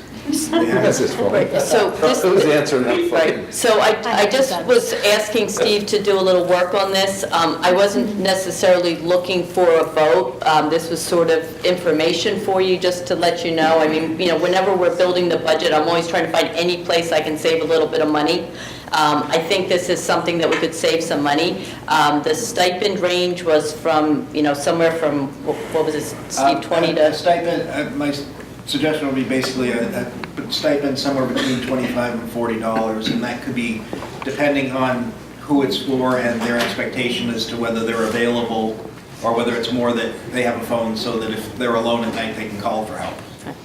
So what that would mean is they would just be paid for the use of their personal phone. Like many people are carrying 2 phones, and it sort of is a confusing thing for people in terms of personal phone versus work phone. So this would just allow people to use their personal phone, and it would be part of their, a check or a part of their pay. A monthly basis as a stipend. When we've hired people, I know many people asked, can't you just pay me a stipend? Because, they don't want to have 2 phones. So, yeah, I mean, many of them just use their own personal phone and don't even, use the issued one just because so they don't have 2 phones. So, again, this is just something that I think will provide cost savings. It will lower the confusion in the district, to be honest with you. And I think it will serve us better in the long run. So. Can I ask a question, if the condition of the employment that they own a phone? I mean, we have to consider that as far as we write our contracts, that one of the conditions of employment would be that they would own their own phone. Well, those are in the contract. It's true, there's nothing about phones in the contracts. I think we could probably work our way through that. I'm not aware of anyone who doesn't have a phone, but it's legitimate. It may take us. They don't have to use it. Right. It may take us a little bit. I mean, I know all of our administrators have phones, you know, and within the custodians, to be honest with you, I question whether they all actually need phones because we all have walkie-talkies. And looking at the bills, they haven't even been used, like there's not a minute on them. So, you know, we're looking at reality of it. This is the beginning stages. I just wanted to let you know that, you know, you brought up a good point, Mark, and we looked into it, and it's something we're going to look into a little bit more and move forward with. I just want to let you know. But you wouldn't perceive the pool of folks growing? Like, whoever has a phone now that's supported by us would be the folks that would be offered? We would look at. Yeah, okay. We would look at. Now, and I'm questioning whether we need a stipend, whether or not the conditions of employment would include within their salary that they would have to have a phone and be readily available with a cell phone. And that would be, going forward, we couldn't retroactively do. On a lot of positions, I know, before we had cell phones, that was a condition of employment, you would be readily available.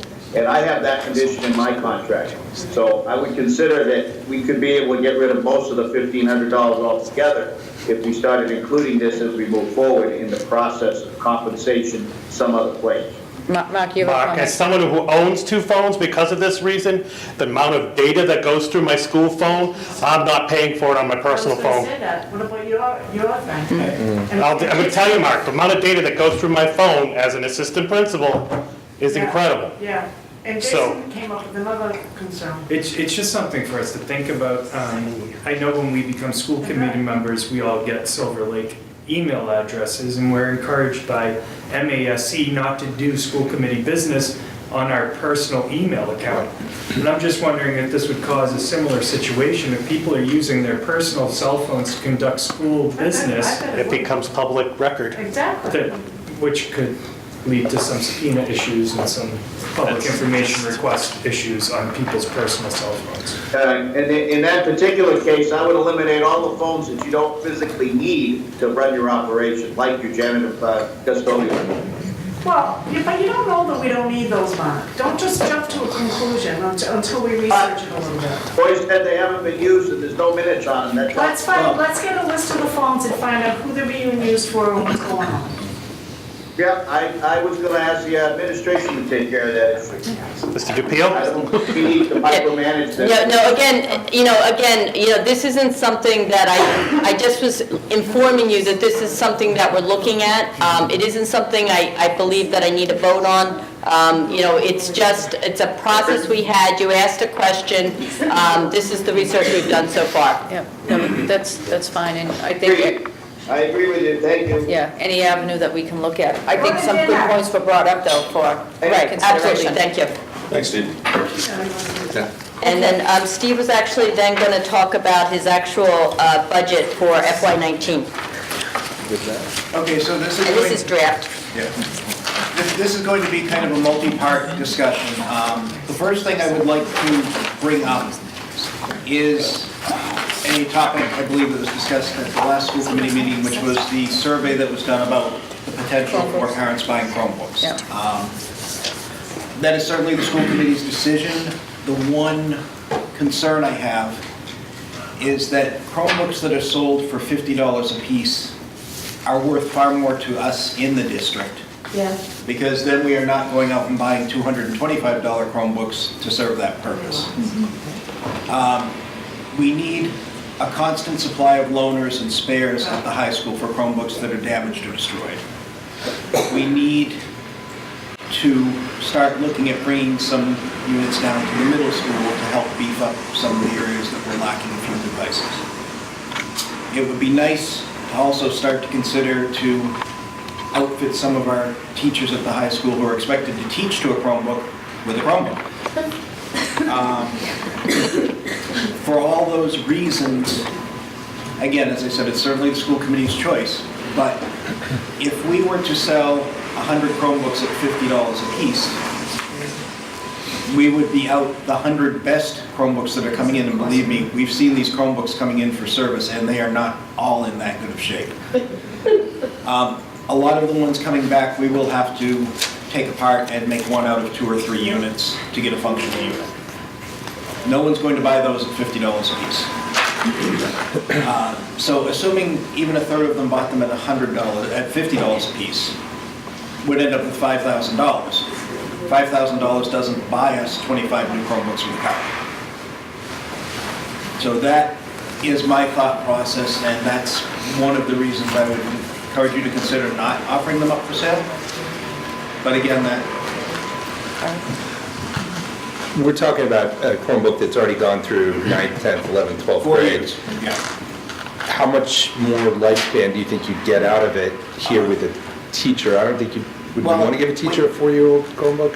The Chromebooks themselves are still supported. They're still updated to the latest OS. The only issue with the Chromebook might be the battery might not quite have the full 8-hour capacity, or it might be just a little slower. But functionally, because it's a web-based device, if it's still running the latest OS, you're not going to have a problem using it. Well, the other thing is, we need the backups.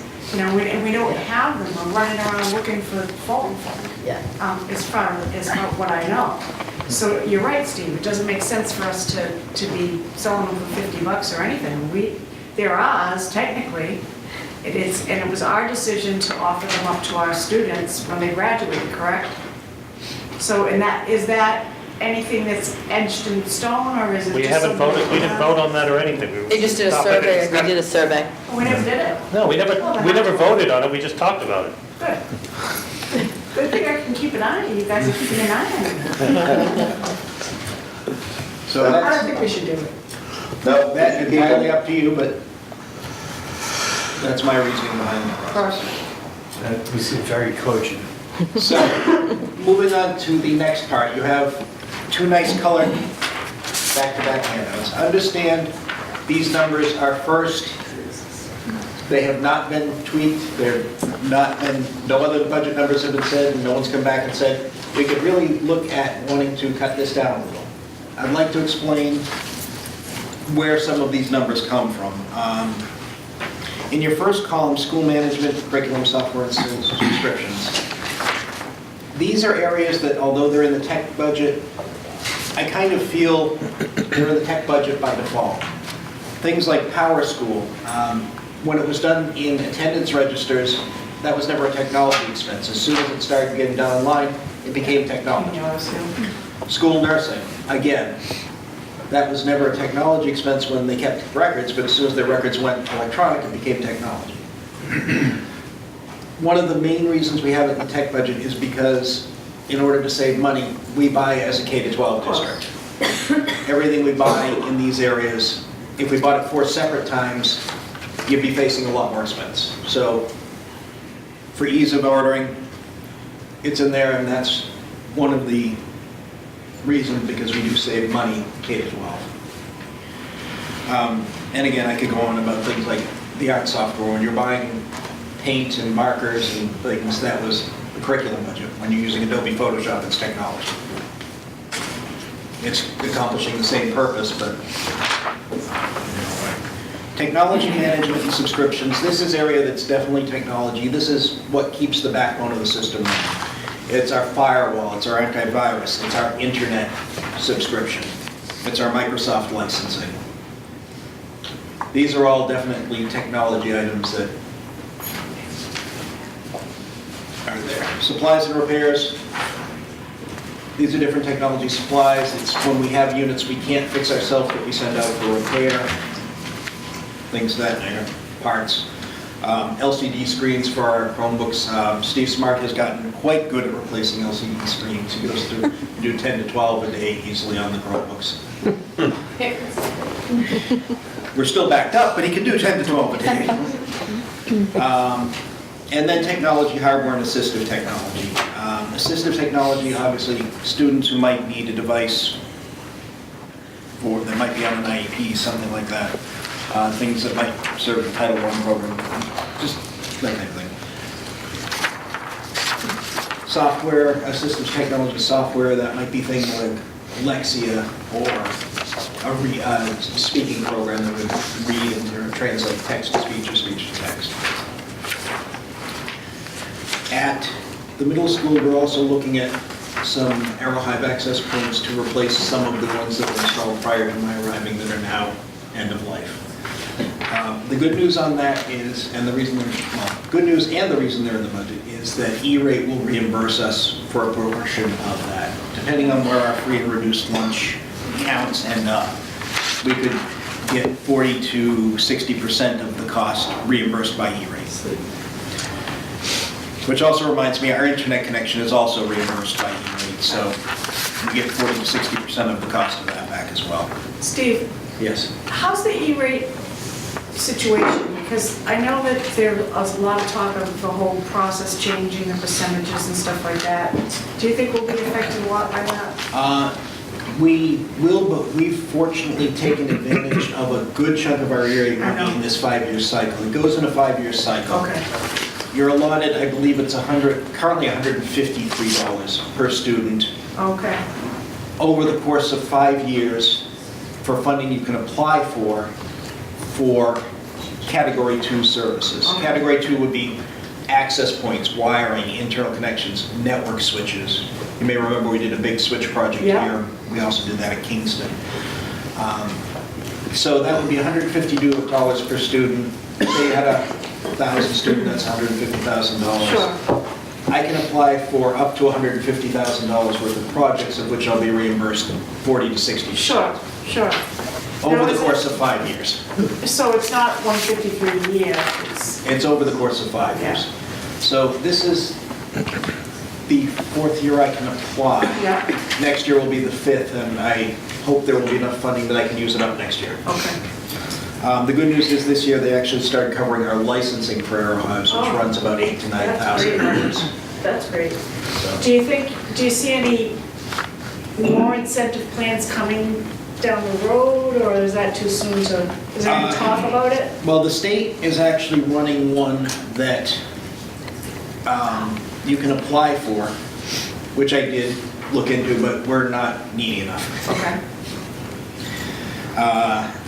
The other thing we did is we went through the Education Superhighway, which is a Yes. nonprofit group. Yeah.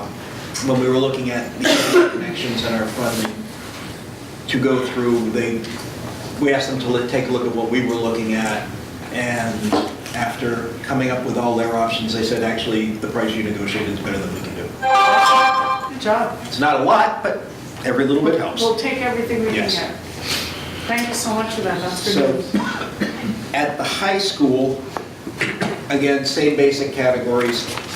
We're actually looking at some Aerohives there too. We are actually looking to try and get one that will cover part of the field in the press box to give us a little more coverage for some of our communications, some other safety issues that we're looking at that will give some more access out there. And it would also be a huge boost at graduation for doing coverage of the graduation. If people access. Pardon me? If people access. It would give them, not during graduation. Graduation would be more for the actual stream that PAC TV does. Okay. We would actually do that. I didn't know if you were going to make it public. It would be Silver Lake Wi-Fi so that teachers, when they're out there with their students, can access it, things like that. So we wouldn't be increasing the number of devices accessing the network. Pardon me? We would not be increasing the number of devices That is accessing correct. the network. No, we're not looking to set up something like Gillette Stadium where everyone can access the Wi-Fi. And lastly, in the high school category, you see two different numbers. You see Chromebooks with standard warranty and Chromebooks with a 4-year warranty. I am going to ask you to consider the concept of funding, buying the Chromebooks with a 4-year warranty initially, which will cover the insurance, it would cover incidentals, damage, warranty repairs. Everything would be covered with the exception of theft by Dell under their warranty. This would add approximately $30,000 to the purchase. Right now, parents are required to either buy insurance through Worth Avenue Group at the cost of $29 a year, excuse me, or sign a waiver saying they'll repair the Chromebook if the student breaks it.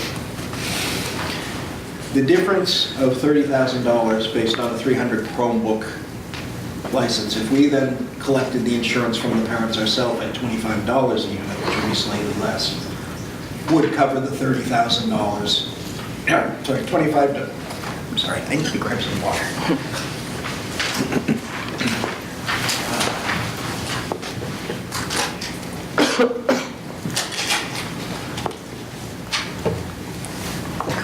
Okay, that's better. So at $25 a year for 4 years, that would be $100 per Chromebook. 300 Chromebooks, that would be $30,000. That would cover the cost of the $30,000. It could be done yearly at $25 and get the $100, or it could be a choice where the school committee says, look, if you want to pay the $100 up front, it's $100, you're done. But if you want to do it yearly, you pay $35. Sure. But I'm not going to get into how you would like to handle it. Yeah. That would cover the $30,000 you have every year to cover without it being a cost item for us. We basically have a no cost increase. Yeah. So the main reason I'm encouraging this concept, right now when students have insurance and bring in the Chromebook, we have to package it, we have to submit a claim with Worth Ave Group, we have to wait for them to approve it. Once it's done, we then have to ship it down to their repair center, the repair depot. At that point, the turnaround time could be a week, it could be a month and a half, it could be 2 months. It depends on how busy they are. Most of the time they come back good, sometimes they come back and still aren't working. That means that during that time we have to provide a loaner to the student. Sometimes we run out of loaners because there's so many out. If we have it insured through Dell, we submit a claim online, we have a prepaid shipping box, we drop it in the mail, we have it back within a few days, warranted by Dell. If it's not fixable, they just replace it and send us a new one. The amount of time and effort that we're putting into just the packaging and shipping or in-house repairs of the Chromebooks is pretty impressive. Steve Smart does a good job. I'll be honest with you, we didn't anticipate that there would be as much physical damage to the Chromebooks as we've seen.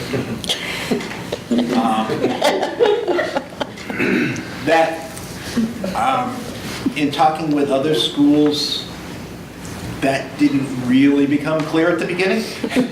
But I think they're all starting to see more of that now as you have a Chromebook in a bag with 3 or 4 nice big heavy textbooks, and it doesn't get thrown on the bed when it gets home, it gets thrown or dumped on the floor. So for whatever reason, we are seeing the physical damage. Going with the 4-year warranty, it would certainly dramatically increase our turnaround time for getting the device back in the student's hand. In the cases where a parent has chosen not to buy the insurance, it would dramatically decrease our initial cost to get that repaired and back in the student hand, because we wouldn't have to spend $100 to have it repaired at the repair depot and wait till we have 4 or 5 that we can ship out, so we aren't charging $40 for shipping. It would be repaired, it would be under the $25, and then the school would not have to pursue a parent for a $100 repair, it would be pursuing for. So Steve, essentially what you're saying is we would have to float the $30,000 till we got the $25 from each family. Yeah, but the problem with that is that we're going to throw the $30,000 up front and then take 4 years for us to get it back to $25 a year. We need to have an incentive program so that they pay in advance so that we can offset the $30,000 in the first year, so we don't have a budget increase. Right, which is what Steve said, you know, The point is, I 35 think it's versus a great 25. idea, but it needs to have an incentive program to buy the 4 years of insurance for $100 the day you get your Chromebook. Right. What is the percentage of people who actually buy the insurance now? It's fairly high. We're up in the, I think, 60 to 70%. Okay. And I think, to be honest with you, it would be a lot higher if we could get Worth Ave to send out reminders when insurance is coming due. We get reports, we try, Steve Blatt works very hard to work with us to send out the notes, get people to remind.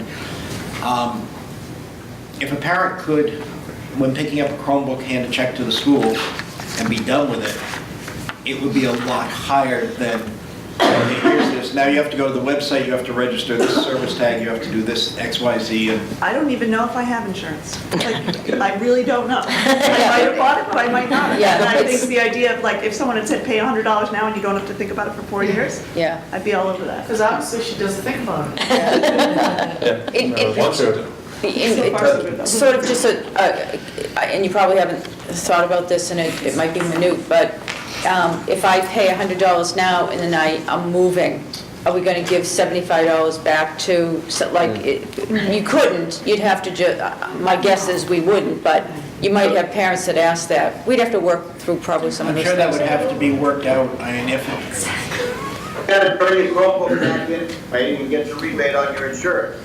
But I think that the best argument Steve's got is the time on learning with the Chromebook. If it takes 3 weeks for the Chromebook to come back, we'd have a student that's using a loaner at this point to get through the time.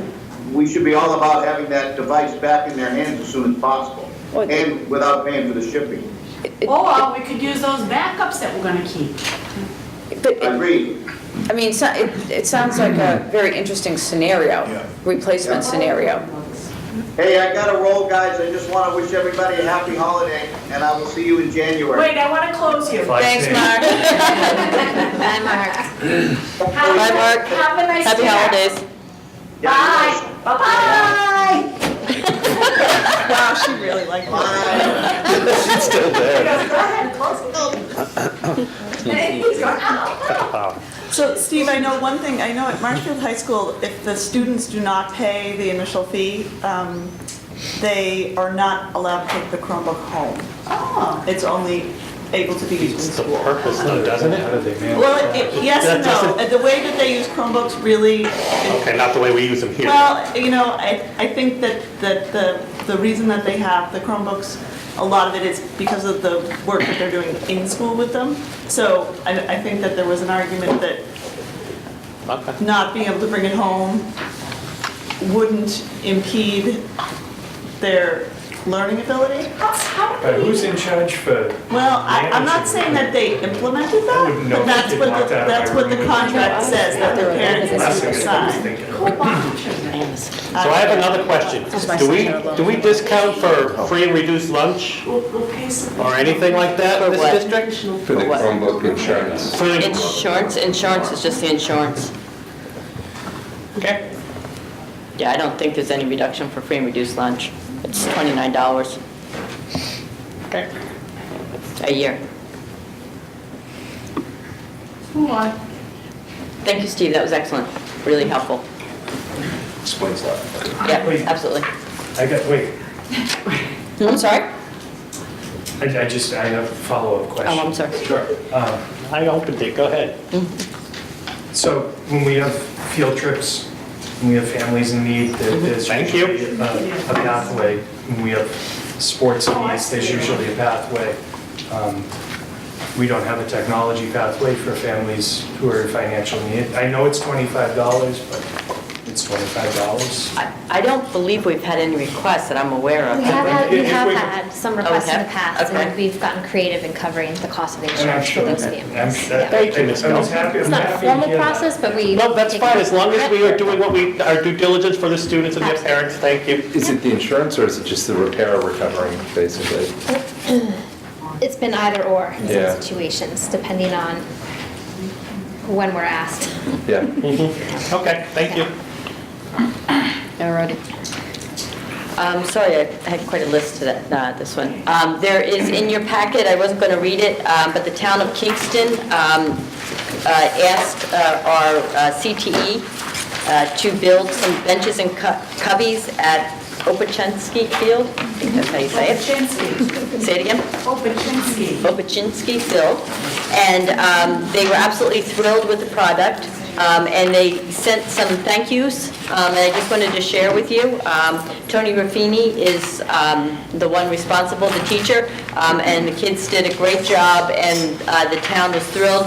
We often do projects within the towns. The towns have always been extremely supportive of our budget and our programs, and this is just an example of the impact it has on the towns and how much they do appreciate our students. So we will continue to do that and to work with anyone who asks our CTE students to help them out. I just wanted to share some good news with you. In your packet is a letter that was put together by the Mass Association of Regional School Committees, and it is a letter that I would like to ask your permission to send, if you don't mind, to the State House to request that they fund regional transportation at 100%. I don't know that it will happen. When regional transportation was originally put in, it was supposed to be funded at 100%. It has never been funded at 100%. I think the current rate is 65 to 70% has been what we're getting.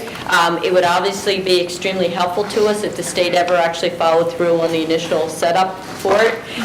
So with your permission, I would love to be able to send this letter. I would send it on behalf of the school committee, just asking the state to, again, fund our regional transportation costs at 100%. How many letters have we sent? How many letters about this? Yeah. I don't know about this one. I don't remember one. Reimbursement for transportation? At 100%? You expect her to keep the number in her head? I have. Where's Mr. Creed? Call. In any case, John's sleeping now, trust me. I apologize. No, there's no apology needed. No apology needed, Joey. I'm just teasing you. Yes, please do it. I'll make the motion to, Move it. to Please. send this letter. Yes. All those in favor? Aye. Opposed, abstained? Thank you. Thank you. Thank you. So we had a recent retirement of our wastewater treatment operator. He had been with us for a very long period of time, and we have now a custodian who has his backup, his wastewater treatment license. However, he needs to work to get the full license. So he has to work under somebody who has the full license. It is a very rigorous process to get through there. Our head custodian has a level 4 wastewater treatment operator license and is willing to use his license to cover the position, and we will have the backup wastewater treatment operator do the work, but we have to have somebody who holds the full license. We posted the position. There was no one else in-house that has the proper license, so there is no one in-house to fill the position. We did have one outside applicant apply who does have the proper license, but we would prefer to keep it in-house and to honor our custodians who have worked hard for us and are doing a very good job. So what I would like to ask your permission is to appoint the wastewater, our head custodian, to be the wastewater treatment operator under his license. And as part of that, he would take on some additional responsibility for the fields and snow removal, which would be very helpful for us. He would play more of a lead role on that. And it would be for a stipend of $5,000 for the remainder of this school year. And it would be retroactive to December 1, which was the retirement date of our what is that called? Wastewater treatment operator. Sorry, getting tired. Jim actually has a motion. To accept the head custodian to be the wastewater treatment operator under his license. Second. Additional responsibility for fields and snow removal on school grounds. The stipend of $5,000 for the remainder of 2017-18 school year, retroactive to December 1st, 2017. Second. All those in favor? Aye. Opposed, abstained? Thank you. Perfect. I just wanted to give you an opportunity if there were any questions or concerns you had about the budget. Again, Steve, thank you for coming, and Marie, thank you for an excellent presentation, both of you. We've talked a little bit about some of the extra programs. I've had meetings with both Jim and Michaela. They're both going to talk tonight about some other programs that they're interested in beginning. I did just want to mention two things to you. We did not have an opportunity to have a facilities meeting. Mark was out of town, but there were two facility things that I just want to make you aware of. One of them is our light poles. You may remember that we had as part of our capital plan, the light poles have been on our capital plan. 3 years ago, we capped off the top of the light poles to decrease the amount of water that was going in because it had been shown to us to be a safety concern. We bought 3 years, basically. Cara Dieglo, our facilities manager, hired Gale Associates to review our light poles to see if we could get some extra time, more than the original 3 years that they felt. When they reviewed them, they did not feel that we can depend on these light poles, that they are at this point a safety concern.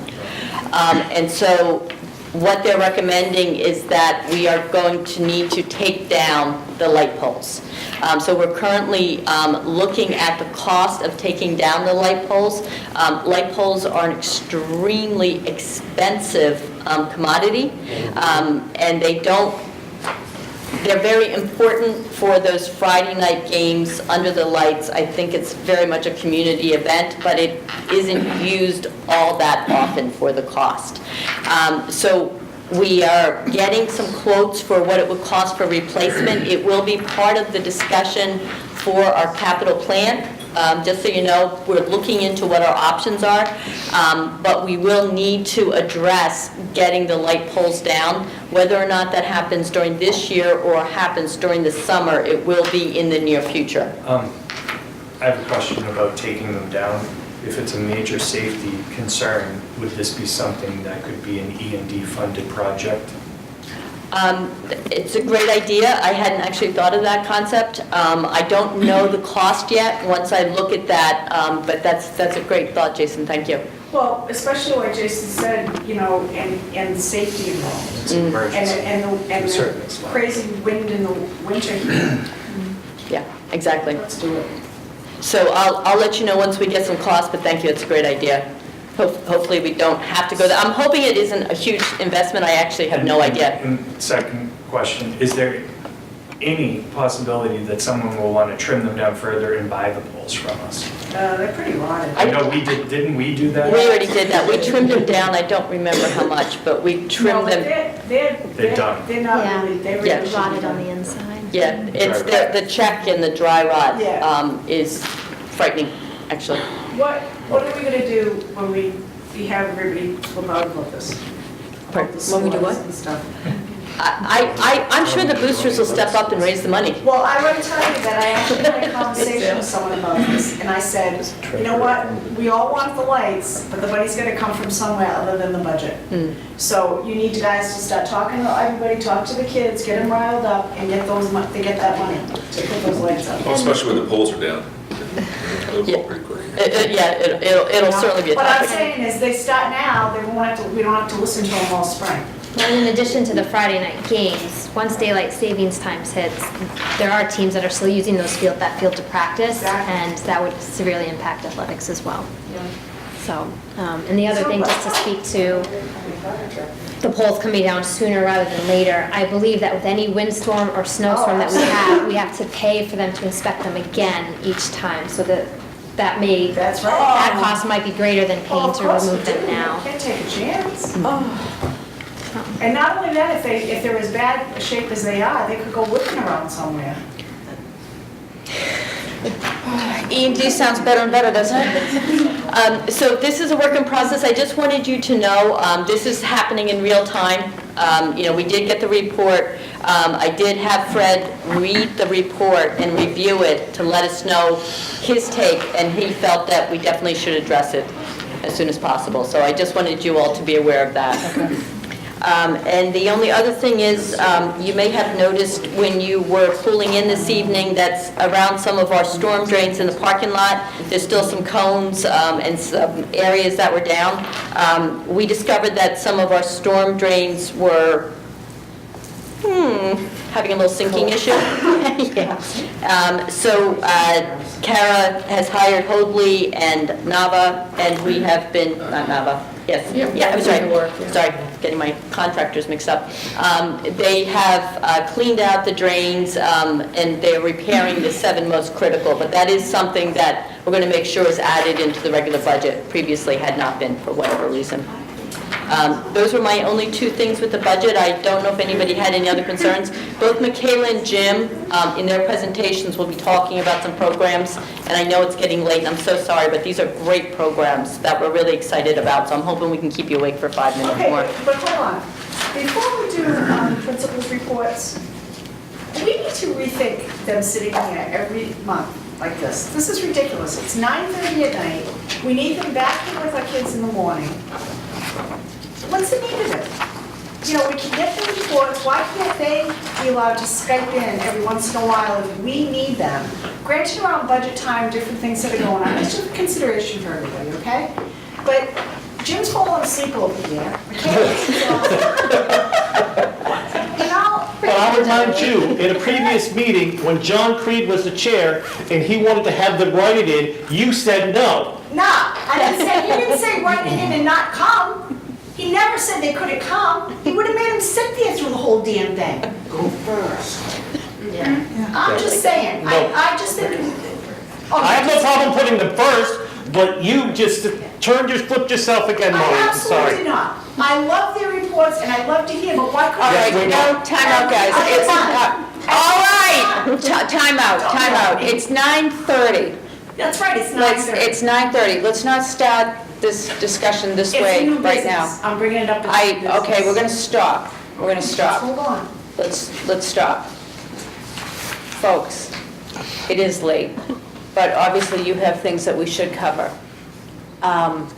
Use your discretion. Yep. What you want to share with us tonight, please. Thank you. If I could make a suggestion, if we could skip the student activities and let's focus maybe on the new programs, because I think that's our priority. Is that okay? Yep. Sure. Excellent, thank you. Want to go first? Yes. You have. All right. She'll tell us. Do you care who goes first? Your discretion. All right, so, Wait, whoever asked first, do they get it? I'm definitely, no, I know. Go for it. okay. All right, so I'll skip right down to, I have 2 things that are not student activities. One was the school improvement plan, but I can say that in about 2 seconds. So our school improvement plan's a 2-year cycle. We're still moving on our action plan for those 2 years, and we're moving forward with the school improvement plan. So that's the school improvement plan, and I'll move right on to the program of studies. Program of studies edits I passed out. That's for your review. We'll talk about it in the January meeting.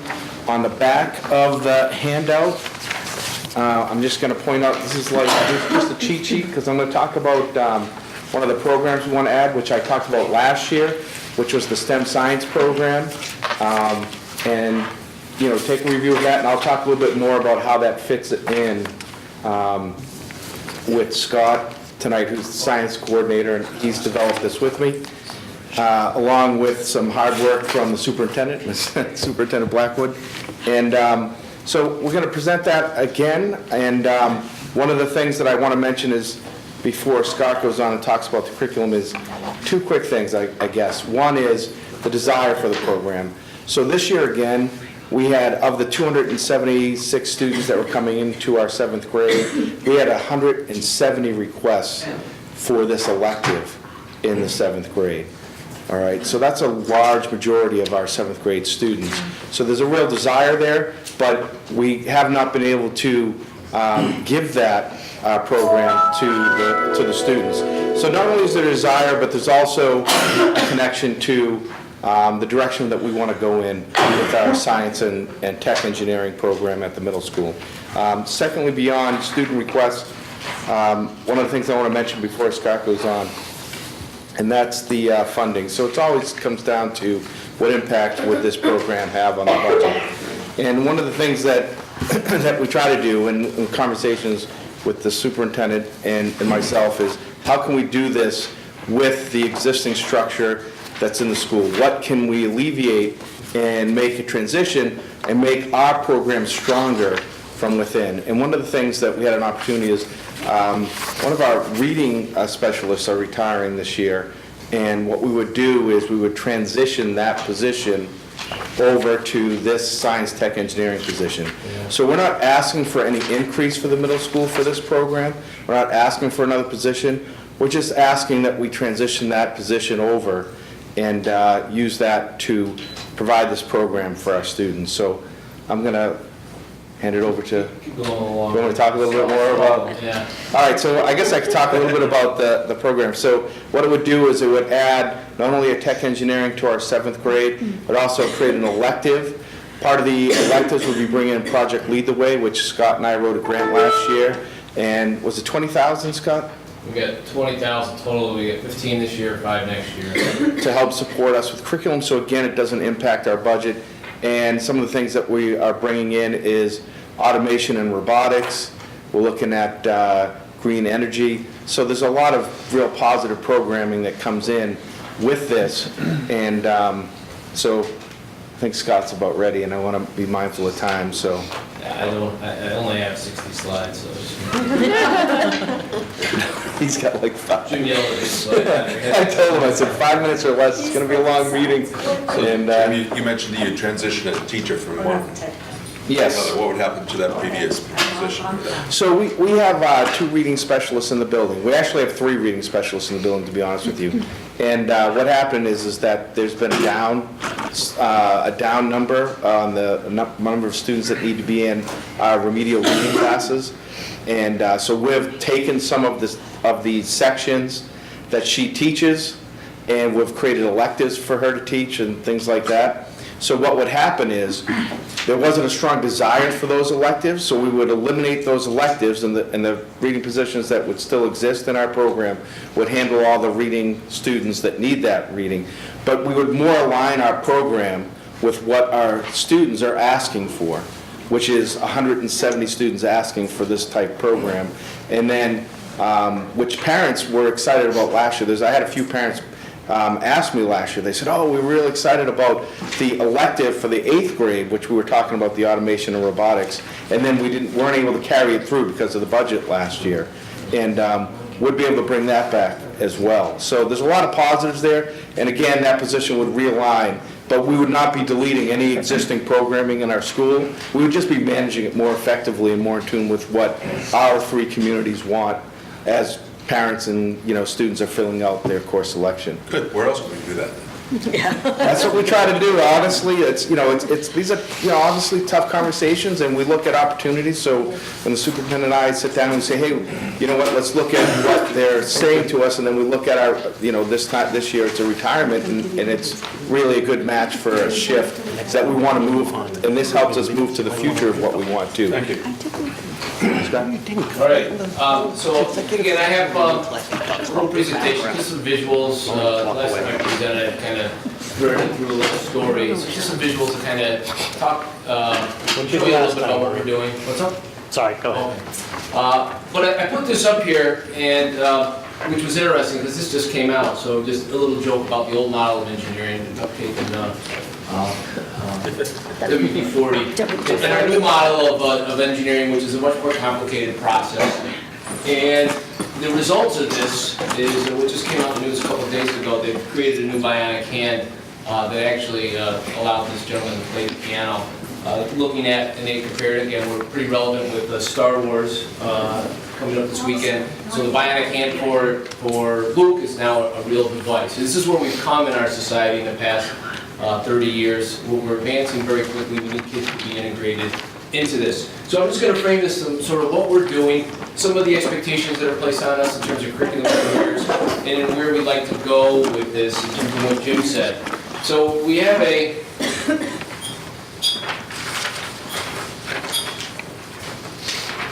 complicated world, and we have a lot going on. We want our kids to be involved in these projects to be able to make good decisions. So we have something up here, we got global warming, we have a group wanting to go to Mars. These are complicated issues.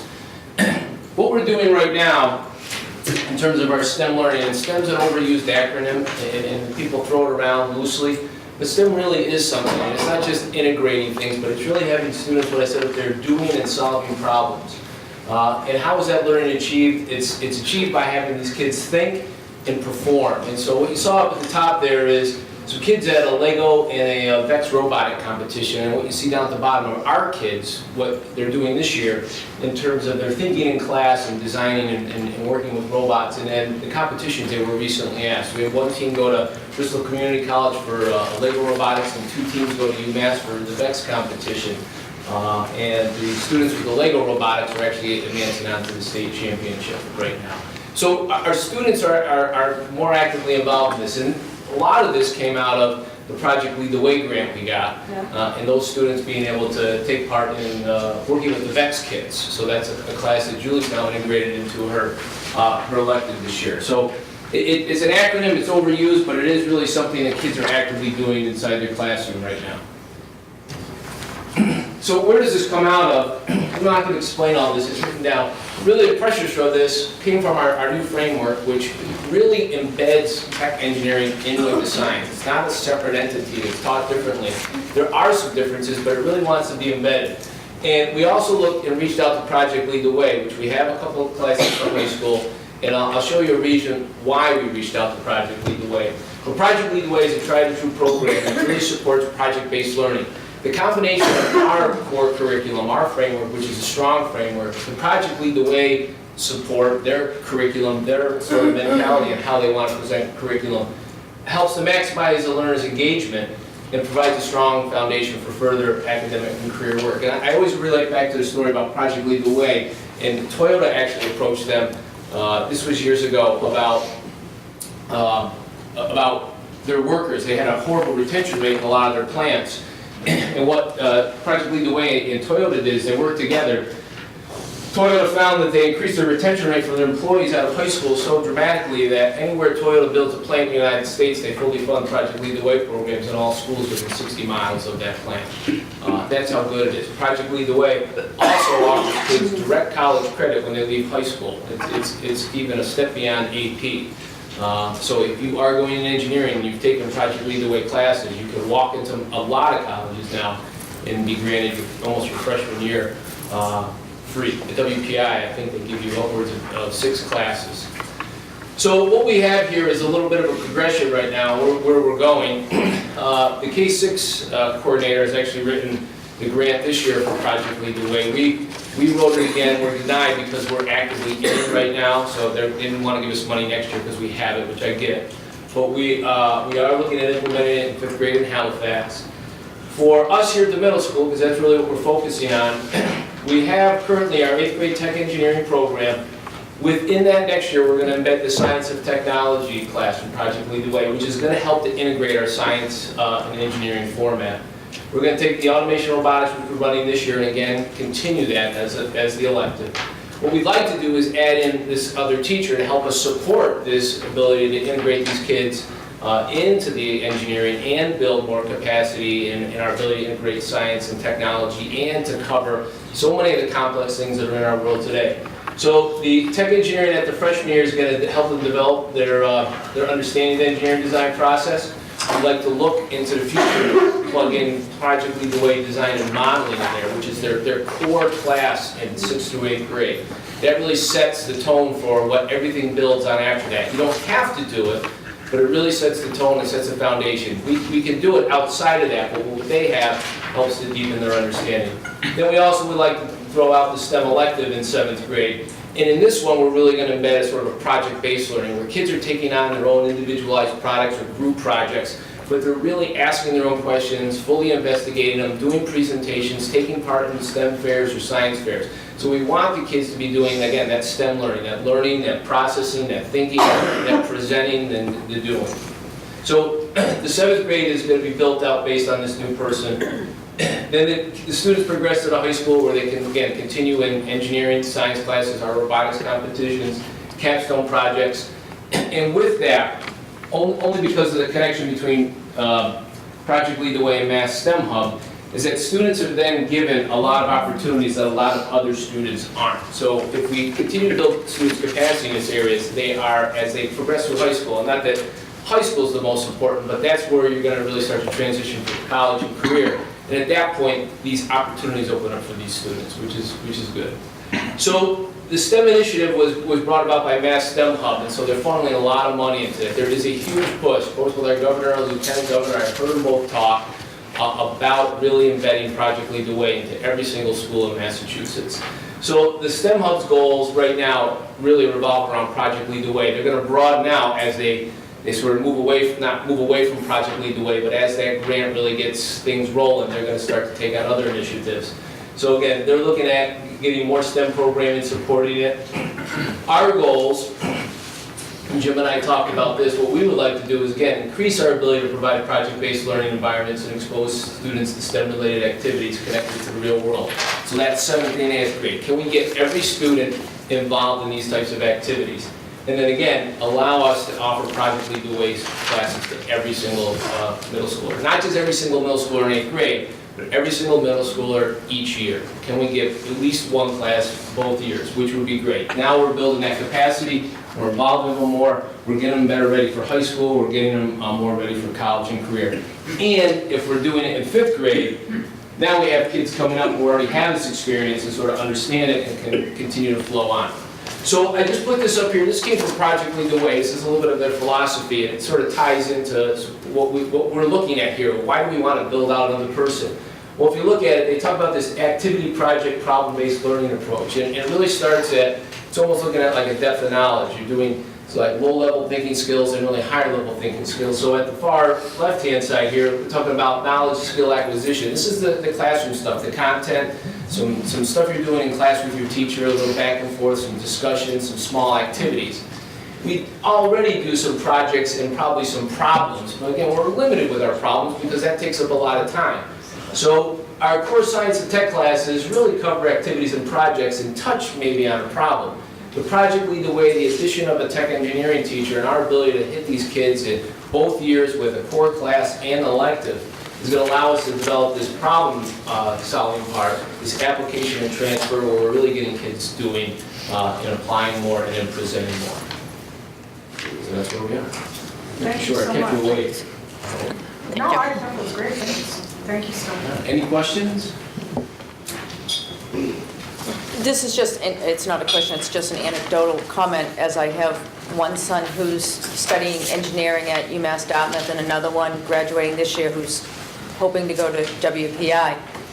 This foundation is just so important to any of the kids going on in so many different paths. You know, science, medicine, engineering, any of that stuff, math. This is just so critical. And I've seen some of the kids my son, who's in his 2nd year at UMass, interact with. They come to school with a stronger basis than we're giving them now. So anecdotally, as one parent, anything we can do to build that is just so important in this environment. It's a different environment. Absolutely. I agree 100%. Any infrastructure requirements for these classes?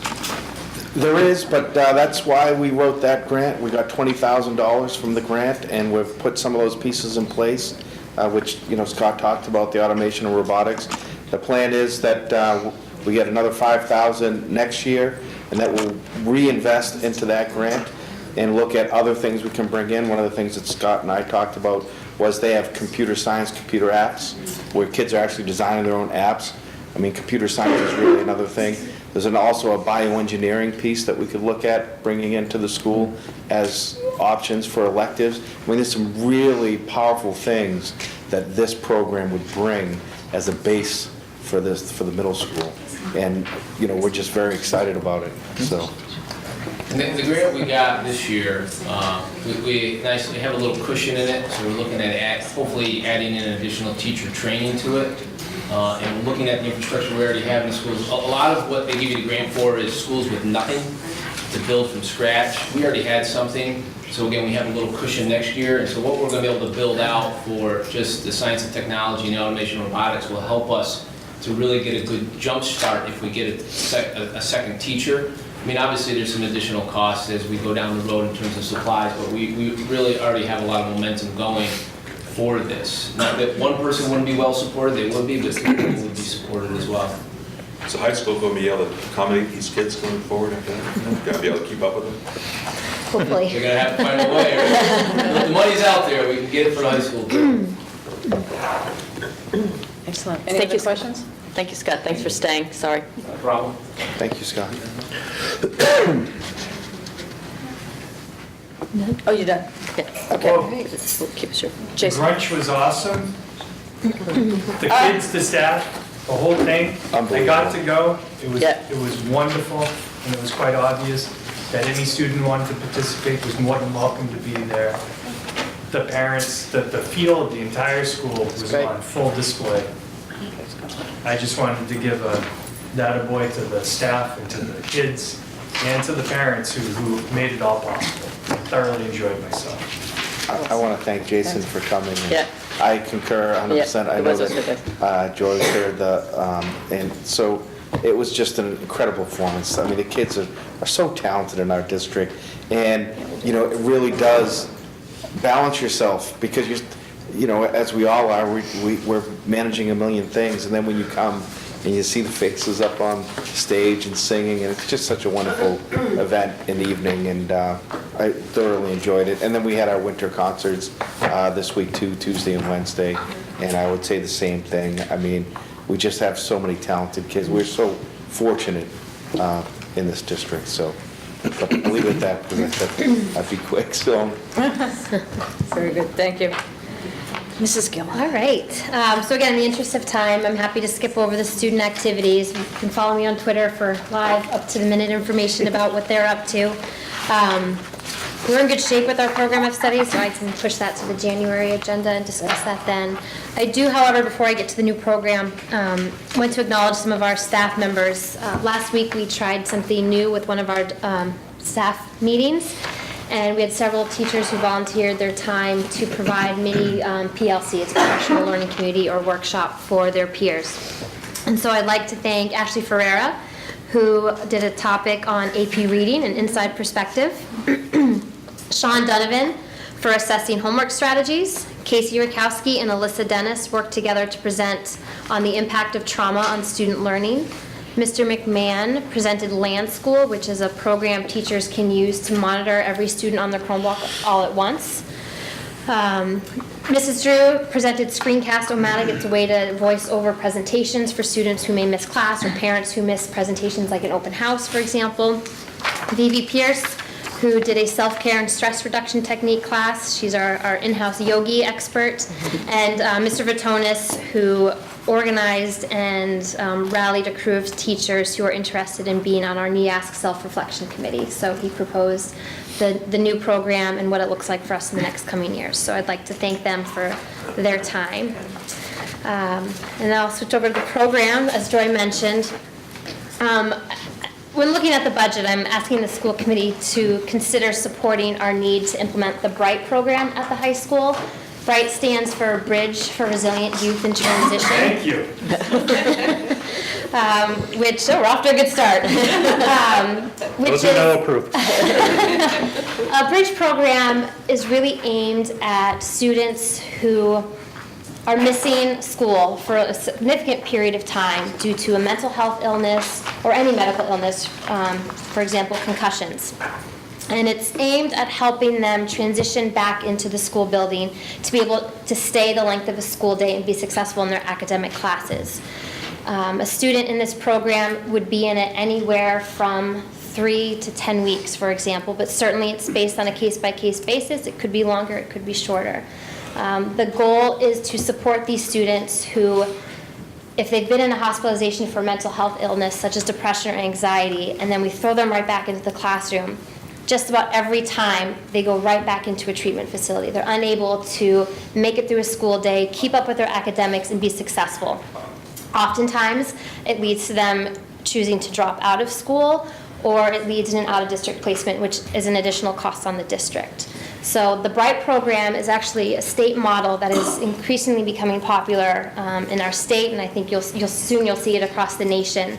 That creates an in-house program for these students to provide a therapeutic setting with a clinician on hand to provide those counseling services and work with outside referrals, work with the parents, as well as an academic support person that works with their existing teachers and their existing coursework to find a balance and help them keep up with the classwork that they're missing.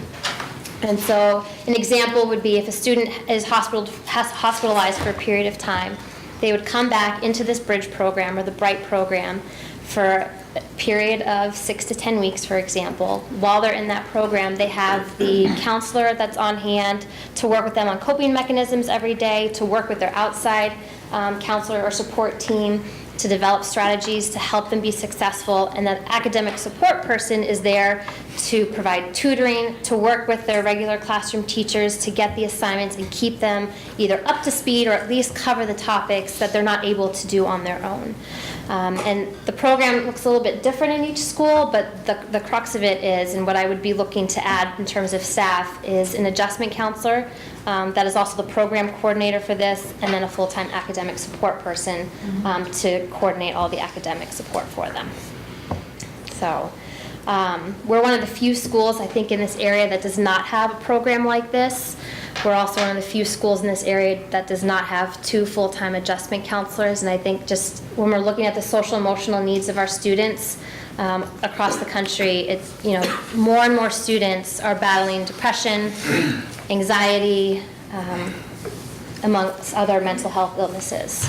But the program could also support students who are out of school long-term for concussions or any other medical illness that they're battling. Jason? So, Madam Chair, just to let the rest of the committee know why I cheered when Michaela said the Bright program, many of you have heard me say transition room many times over the course of the past couple of years. This is a transition room model, and I'm very familiar with the Bright program, and I'm thrilled that you're looking at that as your model here. We also see prevalence of Lyme's disease in this part of the state, and Lyme's disease is now manifesting in some very interesting ways. Some students who have Lyme's disease who are medicated and out of school and having some cognitive issues or even social emotional issues would benefit from this room as well. Yeah, and thank you for pointing that out. And I also think that it doesn't necessarily have to be a student who's been out already from school. It can also help the student who is currently experiencing anxiety and depression. This is sort of an early intervention and a step in between that we can keep them on the right track and provide that support to prevent them having to be hospitalized. Michaela, you might not be able to put your finger on this or answer it, but do you have a sense for how many students would be supported by this annually? So last year alone, we could have, based on our hospitalizations, we could have serviced 35 to 40 students. And I would say of those, if you look at the last even 2 to 3 years, there have been 4 to 5 students who we have actually placed in an out-of-district setting because we didn't have something like this to provide for them. When I hear programs like this, I always think, why don't we do this already? And of course we want to do it, but then we're faced with the budget problems too. And it really hurts when we think about these things with the STEM programs and with the Bright program. We got to have it, but how do we do it? And I think that's what we're going to be struggling with. But it sounds like a wonderful program to me. If I may, I want to thank both the middle school and the high school principal. We've spent a lot of quality time together. You know, they've both done a tremendous amount of research, and as you know, I'm well aware of the budget. We're right now just sort of putting all the pieces together. You know, we have the information from Marie, we have the information from Steve. Christine has been working on the staffing, you know, which is about 80% of the budget. I mean, that's our biggest part of the budget. We do have 4 known retirements, which we know already. We had made a change in the Silver Lake contract and sort of gave a small incentive for early notification, and I think it worked. Thank you. And, you know, huge savings for us. So we have 4 known retirements, which will help us in this budget. And that's, I think, gives me personally a little bit of optimism. You know, going forward. I know it's going to be a tough time, well aware of that, but I really want to thank the teachers for letting us know early and it really will help us as we're building going forward. So, as Jim mentioned, his idea is an absolute no-cost addition. The Bright program would be adding an adjustment counselor probably and a paraprofessional. Again, it's something that I believe saves money, because if we can keep the children in district, we are just putting the numbers together, so I don't really have a sense yet. But I wanted you, I know it's late, and I'm so sorry that this all took so long tonight, but I think it's really important just to give you a little time to think about it. In January, we'll actually have the budget, we'll have some more information about this, but I at least wanted to give you a little bit of time to think about it. Michaela's done a great job of researching the program, looking at other districts, surrounding districts, how it's run. I've walked the building quite a bit lately, looking at spaces and, trying to figure out how we can make all these programs work. We really do have, it's a ground level plan, but we have a plan. And I really think, and I'm hopeful that we can make this work. It's really what our kids need and what they deserve. Sorry, thank you. No, thank you for that. I didn't mean to preach. Any other comments on that, guys? No? Okay. Future dates to remember, and I apologize, it's so late, guys. School vacation coming up, school break, school starts again January 2nd, January 8th. PTO's next meeting, it's very important. The PTO has officers rolling off. Their kids are graduating this year. They really need some new interests, some new volunteers. They really, really need people to start to participate. January 11th, our next school committee meeting. Motion to adjourn? Seconded? All those in favor? Aye. Opposed, abstained? Thank you, everyone. Have a nice holiday. Happy holidays.